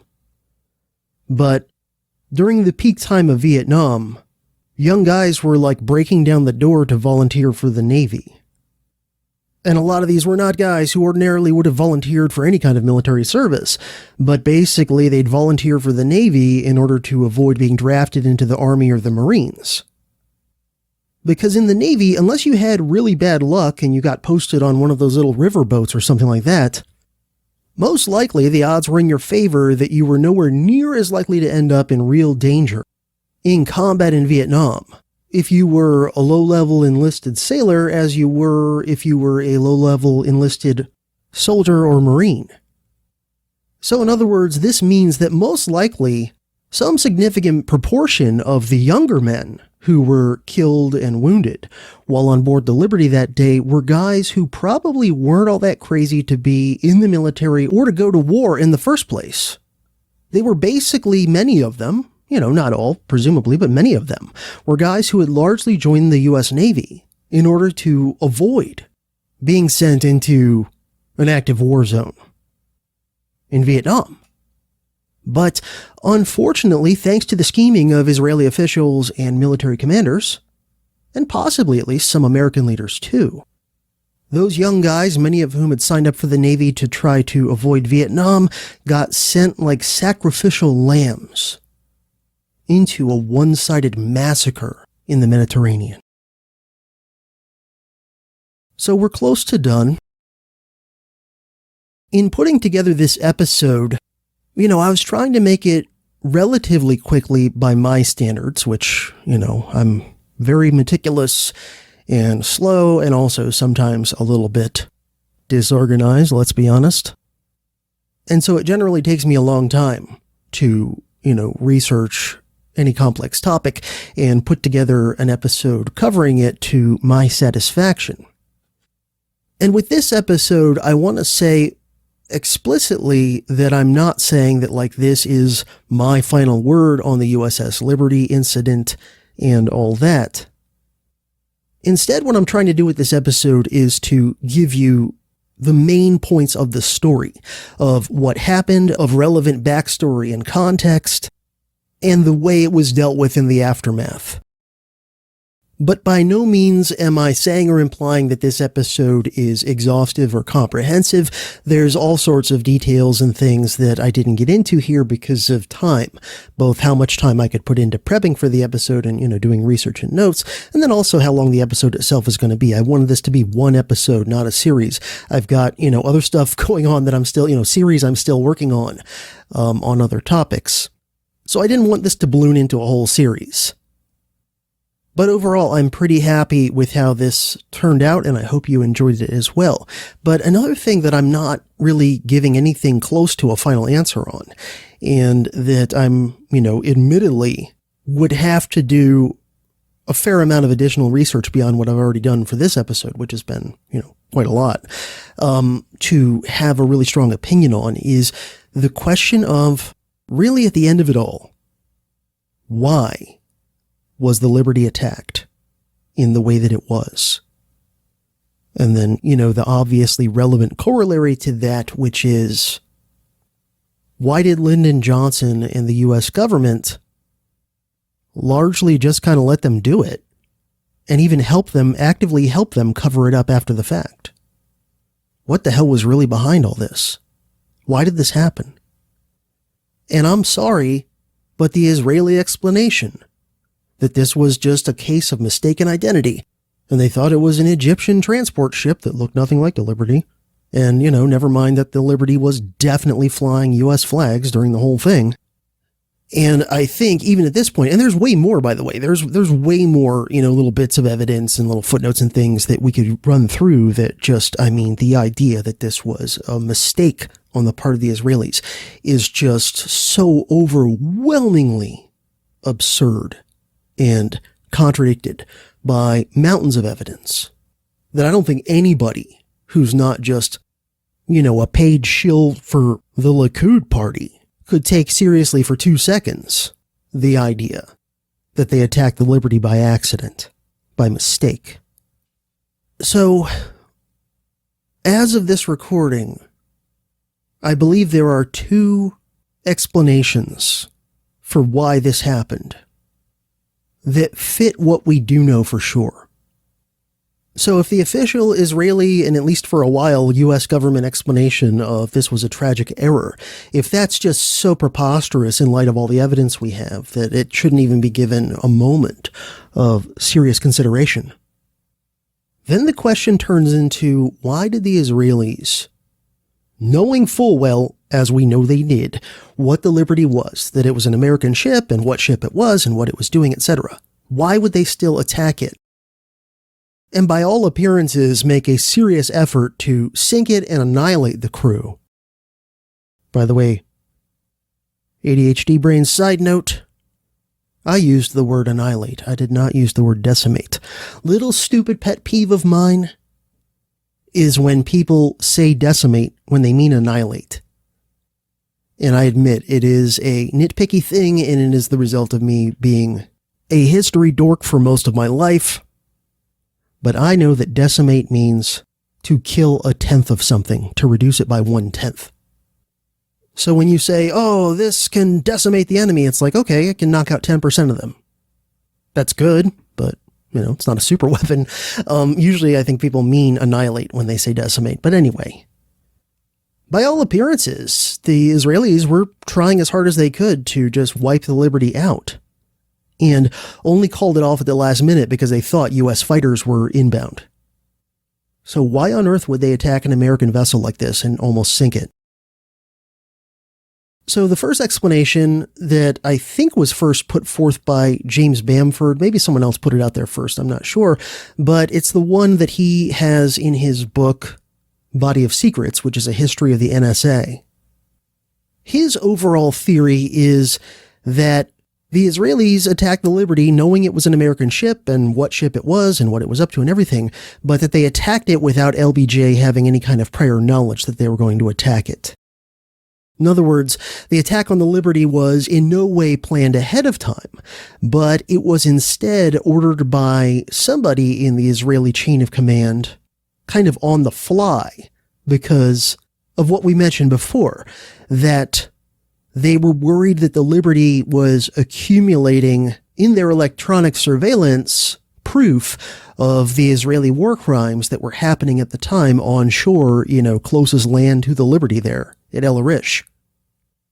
According to this theory, the Israelis intended to sink the Liberty and to kill all of its crew so that dead men could tell no tales. They then intended to pin the sinking of the Liberty on Egypt, most likely, or maybe on another, Arab enemy regime in the region, or possibly even on the Soviets. But, according to this theory, the fact that they didn't succeed in sinking the Liberty in time before they heard that U.S. fighters were coming to rescue it, even though they never came, but they thought they were coming, this caused them to call off the attack prematurely, and then they were left with the problem of, oh crap, there are men who are not dead and can tell tales. And then the Lyndon Johnson administration, bent over backwards trying to whitewash the incident and cover it up and, not make the Israelis look bad, even though they had every reason to know that the Israelis had knowingly attacked an American ship and killed a bunch of Americans. This is probably the most likely explanation, I think, for what happened that fits all of the evidence that's, things that we know for sure. And it's pretty bad. Obviously, it reflects very badly on the Israelis because it indicates that, they'd be willing to kill a few hundred American sailors and sink an American Navy vessel and blame it on another country just to prevent their own war crimes from being exposed. And it reflects very badly on LBJ because he basically allowed them to get away with it and helped them to cover it up after the fact. All for his own, personal prejudices as well as his own, political fortunes. He wanted to boost his popularity going into 1968, and, one of the groups that he was losing because of Vietnam were liberal Jewish Democrats, who were mostly Zionists at the time. And so Johnson may have even had some intention and inclination to actively help the Israelis in their war in a direct way. But at the very least, he had extremely strong incentives to want to minimize the incident and minimize any issues with Israel. Because for sure, if Johnson took a very strong stand against Israel in the aftermath of this incident, presumably any remaining liberal Zionist Democrats, who were still supporting him despite some misgivings about Vietnam, would run for the hills and support somebody else. So if that explanation for the attack is basically true, it does reflect very badly on both the Israelis and on Lyndon Johnson. But there's another explanation out there, which is essentially that LBJ conspired with Israeli leaders well before the Six-Day War even happened to stage basically a straight-up false flag op in which the Liberty and her entire crew would be sacrificed as pawns. This would then be pinned on Egypt, and Lyndon Johnson would use this as an excuse to get the United States into the war directly against the enemies of Israel. And while definitely this is what we might call the more extreme theory, it's not as implausible as it sounds when you keep in mind, Johnson's history of things like the Warren Commission covering up the Kennedy assassination, or engineering and then taking advantage of the Gulf of Tonkin incident. Also, too, keep in mind that just 5 years earlier, when Johnson was still vice president in 1962, is when the Pentagon proposed Operation Northwoods, which has now become kind of notorious, which was a proposal to stage a bunch of false flag operations against Americans and blame it on Cuba. And this was signed off on by Lyman Lemnitzer, at the time the chairman of the Joint Chiefs. Now, it ultimately got blocked by Kennedy from ever being implemented, at least while he was president, but the fact that people as high up as the chairman of the Joint Chiefs of Staff was signing off on, this is a good plan, we should, move forward with it, shows you, where a lot of the top U.S. government officials of the time, including the military brass, where they were in terms of their willingness to do really, really nefarious things in what they thought was, the interests of the greater good of national security or the Cold War or whatever.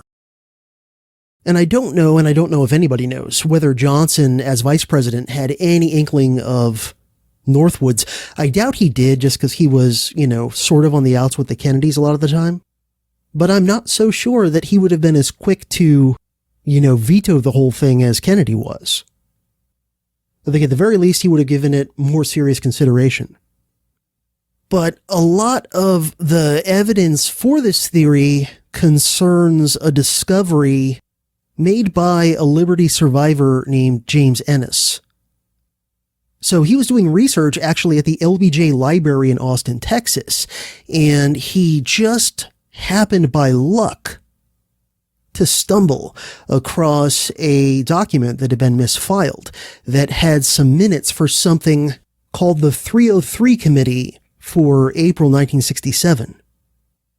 Now, contrary to Breaker Morant, in this instance, 303 is not referring to the British military rifle round, but instead it was a very secret committee in the Johnson administration that oversaw covert operations. And it had the informal name of the 303 Committee because it met in a room that was numbered 303. And so, the people involved in this would have been people like CIA Director Richard Helms and National Security Advisor Walt Rostow and, other top military and kind of national security people who would be involved in covert ops. I'm not sure if Secretary of Defense McNamara was directly involved, but for sure his Deputy Secretary of Defense Cyrus Vance was, and for sure, even if he didn't personally attend the meetings, McNamara, would have been briefed and plugged into what they were up to. So James Ennis discovered these minutes in the LBJ library of a 303 committee meeting, and they were talking about an operation called Frontlet 615, Frontlet 615. And again, keep in mind, 2 months before the Six-Day War and the attack on the Liberty happened. And apparently, Frontlet 615 was some sort of code name for a war getting started between Israel and Egypt. And there was something under Frontlet 16, like as part of Frontlet 16, that was called Operation Cyanide. And Operation Cyanide was a false flag operation, a proposal for a false flag operation that called for an Israeli attack on a U.S. ship that would then be blamed on the Egyptians, and the Americans would then go to war alongside Israel. So in other words, in this version, the LBJ administration's national security people are actively conspiring prior to the war and prior to the attack on the Liberty happening. Number one, for such an attack to occur, and number two, for it to be used as an excuse not only for Israel to go to war against Egypt, but for the U.S. to do so as well, because again, they're going to attack an American ship and blame it on Egypt. So according to this theory or this explanation, LBJ wasn't just trying to play defense with his support among, important liberal Jewish Democrats by trying to minimize the incident that occurred, without his foreknowledge, as in the first theory. In this theory, this explanation, he's actively maneuvering to create a full-blown war to, presumably not just shore up his support among liberal Jewish Democrats, but maybe to, win back many of them who had been alienated by the Vietnam War. Now, according to this plan, the codename Frontlet 615 actually referred to the anticipated start date of the Six-Day War. In other words, not just was Israel plotting to go to war against Egypt, but plotting to provoke a war against Egypt, but the U.S. was actively involved as well. So 615 is supposedly a reference to June 15th. That was the anticipated start date of the war and when the false flag attack would happen. But according to this theory, what ended up happening that kind of threw things for a loop and made things not go off as planned was that the Israelis had underestimated how quickly tensions would start rising with their neighbors once they started really trying to up the provocations. And so according to this theory, what happened was that the Israelis ended up, because of circumstances on the ground, deciding to start the war earlier by a week and a half earlier than, when they actually started it. And so the Liberty wasn't yet in place when it started. And obviously, the Liberty being sunk was not able to be the precipitating event that started the war. The war was already going when the Liberty approached Egypt. So according to this explanation, because the Six-Day War started earlier than planned or anticipated, it threw everything off as far as the Liberty was concerned. They kind of rushed things. And so as a result, that kind of caused the plan to not go off as planned. And then unfortunately, from the perspective of the conspirators, the Israelis were not able to sink the Liberty and kill everybody quickly enough, before fighters were scrambled from the Sixth Fleet to rescue it. And so unfortunately for the plotters, the ship survived and the majority of her crew did, even though the majority of them were wounded. And then at that point, when it became clear that the plan had not, gone off as intended, then the LBJ administration scrambled to play defense, damage control, whitewash, and all that. Now, even though you might consider that theory, that explanation, the more, extreme or outlandish, I don't think it is as wild as it might at first appear, given everything that we know about the incident, about the Israeli government officials, running things at the time, and about the LBJ administration and LBJ himself. As of right now, I'm fairly agnostic between the two explanations. I lean more toward the first one, but I'm certainly not married to it.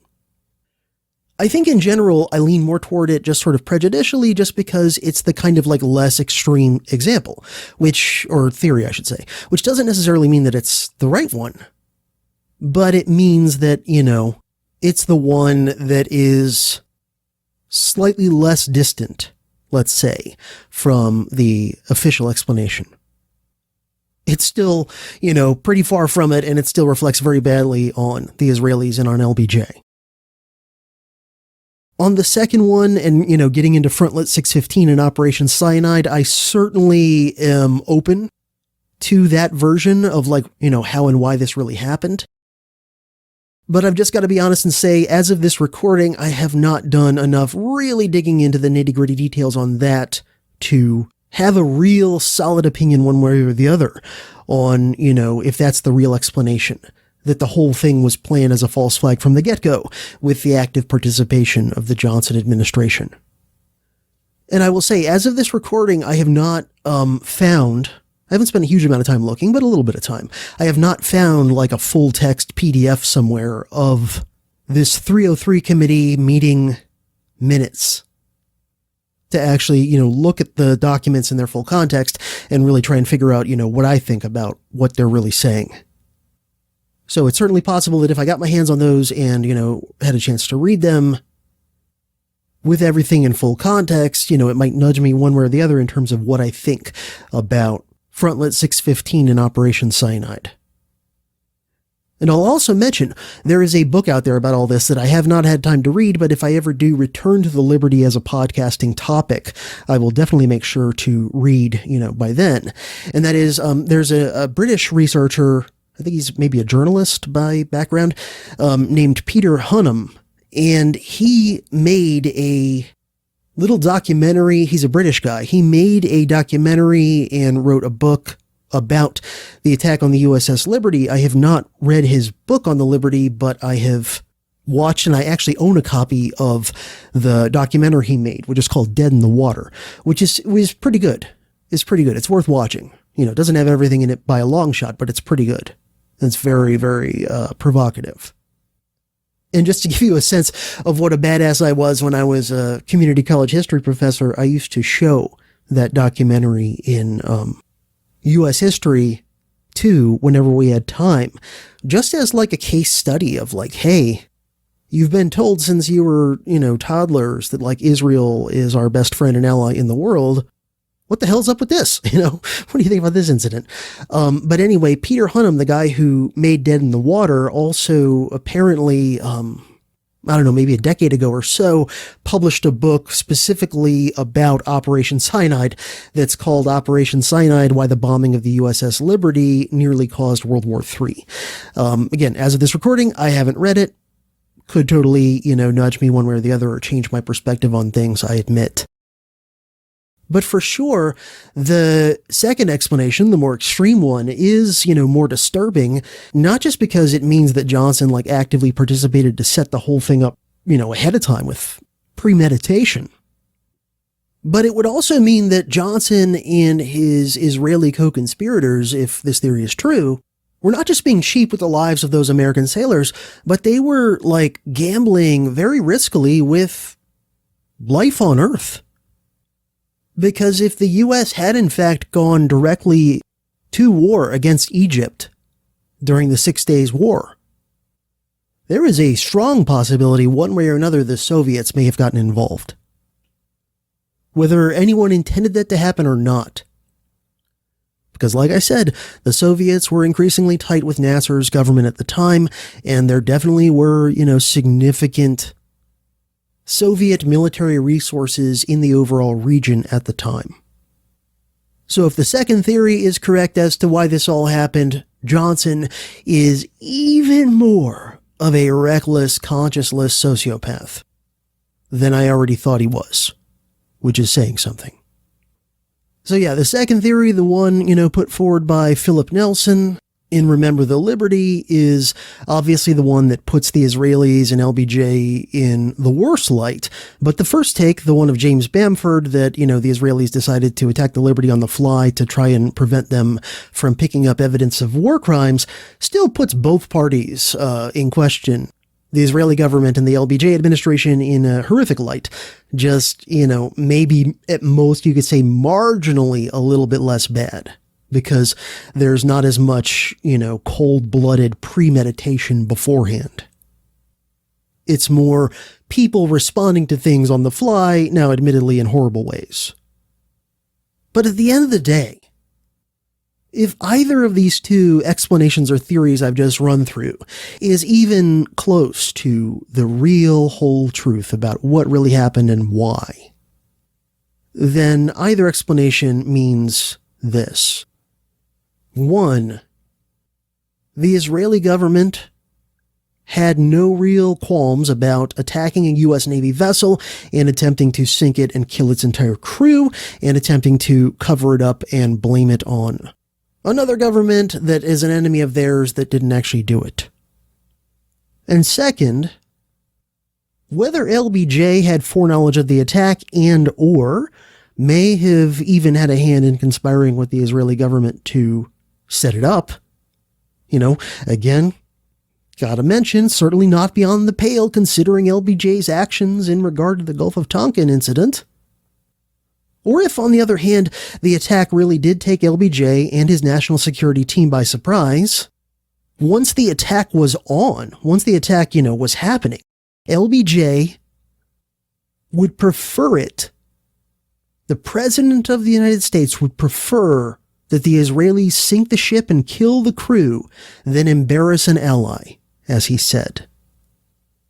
And then when that didn't end up happening, LBJ did everything he possibly could do as president to cover up, minimize, and whitewash the incident. So in either explanation, you've got an Israeli government that sees Americans as completely expendable pawns that they will slaughter without hesitation and lie about after the fact, if they believe it's to their benefit to do so, and they think they can get away with it.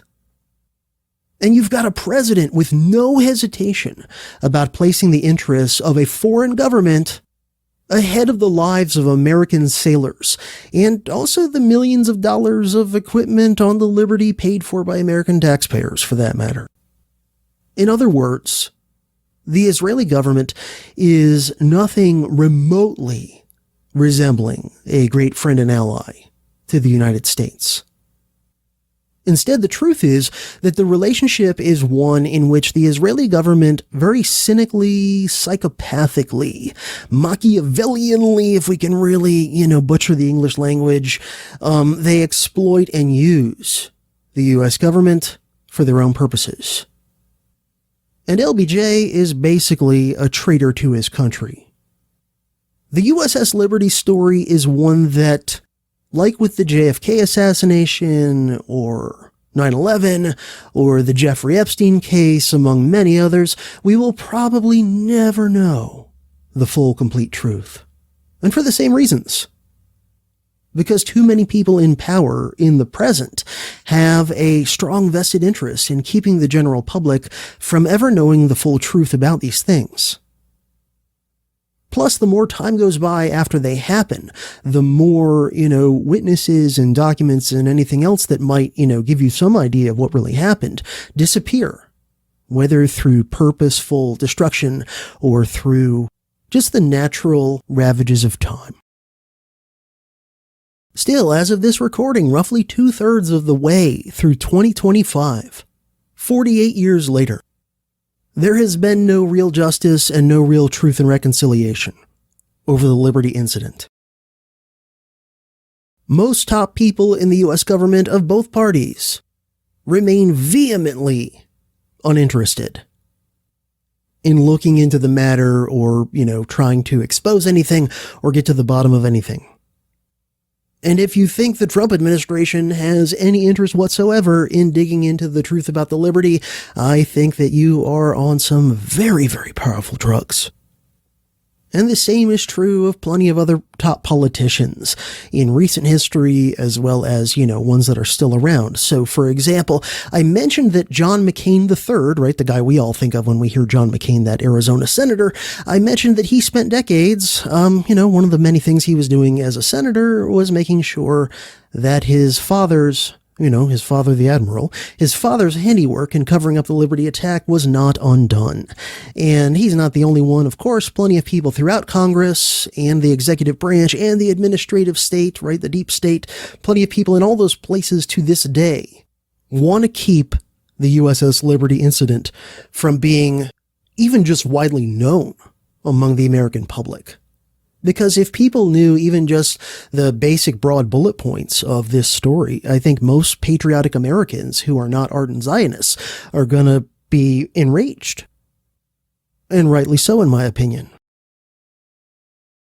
Just one more example I'll mention of, current politicians helping the cover-up. When Ron DeSantis was a congressman, was in the House of Representatives, he was actually my congressman at the time. When Ron DeSantis was my congressman years back, I forget exactly when, it so happened that a few of the Liberty survivors were his constituents. They lived in his district, and they tried to get a meeting with him to see if he could even, look into trying to get any sort of congressional investigations into the Liberty incident going, and Ron DeSantis refused to even have a meeting with these Liberty survivors. So at the end of it all, if you're not disturbed by a foreign government using things like blackmail and bribery and other foul means to manipulate what's supposed to be, in the fairy tale propaganda version of civics class, what's supposed to be your government that represents you.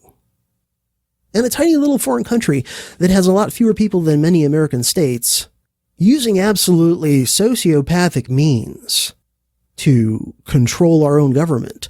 I mean, think about the fact that there are still plenty of towns in places like Western North Carolina and East Tennessee, right? We're a year after that hurricane came through there and did all that damage. I was just up there a month ago. The place is still fucked. And a lot of these, poor little mountain towns and things, they don't have the ability to rebuild basic infrastructure and things, and they're getting, insultingly low amounts from the feds whom, they're forced to pay taxes to. Meanwhile, if Israel needs a few bucks or Ukraine needs a few bucks for that matter, no problem. Billions here, billions there. But, some poor mountain town that got clobbered by a hurricane and they need, a few $100,000 to fix the bridge in the middle of town, and nope, sorry, fuck you. It really does get my blood up as an American patriot. The way that our oligarchs are so corrupted, so bribed and so blackmailed, that they're willing to do anything, whether it's fighting wars on behalf of Israel or sending them, just constant money and weapons, helping them get away with horrible crimes and atrocities we would never allow another government in the world to do. All these things. And to me, as a history guy, it really bothers me because I know that we could have seen all of this coming and potentially taken, measures against this in some fashion. The foreign infiltration of the U.S. government for, foreign interests. I like to mention and quote from George Washington's farewell address a lot. I think it's one of the most important speeches or documents, really, in American history. I say documents because back then these sorts of things were often sent to the Congress to be read there. The president wouldn't give his speeches there in person. But in light of recent events in regard to the Trump administration and Israel and Iran and, the ongoing nightmare of what's happening in Gaza and, just in general, what's happening to the Palestinians, and how complicit the U.S. government is in so many of these things, it is exactly what George Washington warned about in the passages of his farewell address that deal with this question of foreign entanglements and foreign influence. So I'm going to close out the episode by reading the relevant passages of Washington's farewell address from 1797. Quote, "Nothing is more essential than that permanent, inveterate antipathies against particular nations and passionate attachments for others should be excluded, and that in place of them, just and amicable feelings toward all should be cultivated. The nation which indulges towards another an habitual hatred or an habitual fondness is in some degree a slave. It is a slave to its animosity or to its affection, either of which is sufficient to lead it astray from its duty and its interest. Antipathy in one nation against another disposes each more readily to offer insult and injury, to lay hold of slight causes of umbrage, to be haughty and intractable when accidental or trifling occasions of dispute occur. The peace, often, sometimes perhaps the liberty of nations, has been the victim. So likewise, a passionate attachment of one nation for another produces a variety of evils. Sympathy for the favorite nation, facilitating the illusion of an imaginary common interest in cases where no real common interest exists, and infusing into one the enmities of the other, betrays the former into a participation in the quarrels and wars of the latter without adequate inducement or justification. It leads also to concessions to the favorite nation of privileges denied to others, which is apt doubly to injure the nation making the concessions. By unnecessarily parting with what ought to have been retained, and by exciting jealousy, ill will, and a disposition to retaliate in the parties from whom equal privileges are withheld. And it gives to ambitious, corrupted, or deluded citizens who devote themselves to the favorite nation facility to betray or sacrifice the interests of their own country, without odium, sometimes even with popularity, gilding with the appearance of a virtuous sense of obligation, a commendable deference for public opinion, or a laudable zeal for public good, the base or foolish compliances of ambition, corruption, or infatuation." End quote. Does this not describe the history of the relationship between the U.S. political elite and the Israeli government?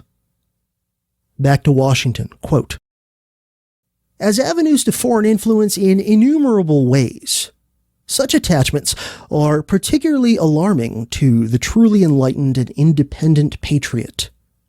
How many opportunities do they afford to tamper with domestic factions, to practice the arts of seduction, to mislead public opinion, to influence or awe the public councils? Against the insidious wiles of foreign influence, the jealousy of a free people ought to be constantly awake, since history and experience prove that foreign influence is one of the most baneful foes of Republican government. But that jealousy, to be useful, must be impartial.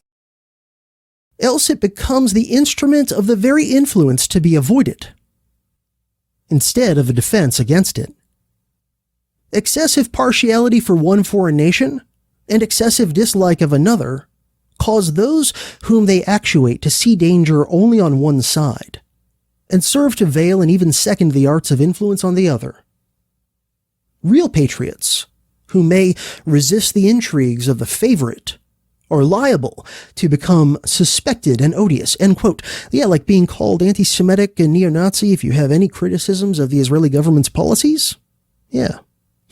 Back to Washington, quote, "Real patriots who may resist the intrigues of the favorite are liable to become suspected and odious, while its tools and dupes usurp the applause and confidence of the people to surrender their interests." End quote. Huh. Is there anybody we can think of, like, say, I don't know, in the media, who is acting as a tool and a dupe that is usurping the applause and confidence of the people to surrender their interests on behalf of Israeli interests? I think so. Back to Jorge Washington, quote, "The great rule of conduct for us in regard to foreign nations is, in extending our commercial relations, to have with them as little political connection as possible. So far as we have already formed engagements, let them be fulfilled with perfect good faith." End quote. Meaning, any treaties formal agreements that we've made, let us keep them. Washington continues, quote, "Here, let us stop. Europe has a set of primary interests which to us have none or very remote relation. Hence, she must be engaged in frequent controversies, the causes of which are essentially foreign to our concerns," end quote. Every single thing he says about Europe here applies just as much to the Middle East. If not even more so today, considering the Middle East has, a lot more real trouble spots than Europe. With the exception of Ukraine, of course. Washington continues, quote, "Hence, therefore, it must be unwise in us to implicate ourselves, by artificial ties, in the ordinary vicissitudes of her politics, or the ordinary combinations and collisions of her friendships or enmities. Our detached and distant situation invites and enables us to pursue a different course. If we remain one people, under an efficient government, the period is not far off when we may defy material injury from external annoyance, when we may take such an attitude as will cause the neutrality we may at any time resolve upon to be scrupulously respected. When belligerent nations, under the impossibility of making acquisitions upon us, will not lightly hazard the giving us provocation. When we may choose peace or war as our interest, guided by justice, shall counsel. Why forego the advantages of so peculiar a situation? Why quit our own to stand upon foreign ground? Why, by interweaving our destiny with that of any part of Europe, entangle our peace and prosperity in the toils of European ambition, rivalship, interest, humor, or caprice?" End quote. Hear, hear. But I would apply it equally strongly to the Middle East and say, why, by interweaving our destiny with that of any part of the Middle East, entangle our peace and prosperity in the toils of Middle Eastern ambition, rivalship, interest, humor, or caprice? Mine eyes have seen the glory of the coming of the Lord. He has trampled out the vintage where the grapes of wrath are stored. He has loosed the faithful lightning of his terrible swift sword. His truth is marching on. Glory, glory, hallelujah. Glory, glory, hallelujah. Glory, glory, hallelujah. His truth is marching on. He has sounded forth the trumpet that shall never call retreat. He is sifting out the hearts of men before his judgment seat. Oh, be swift, my soul, to answer him. Be jubilant, my feet. Our God is marching on. Glory, glory, hallelujah. Glory, glory, hallelujah. Glory, glory, hallelujah. Our God is marching on. In the beauty of the lilies, Christ was born across the sea, with the glory in his bosom that transfigures you and me. As he died to make men holy, let us die to make men free. While God is marching on. Glory, glory, hallelujah. Glory, hallelujah. Glory, hallelujah. Glory, hallelujah. Glory, hallelujah. Hallelujah. While God is marching on.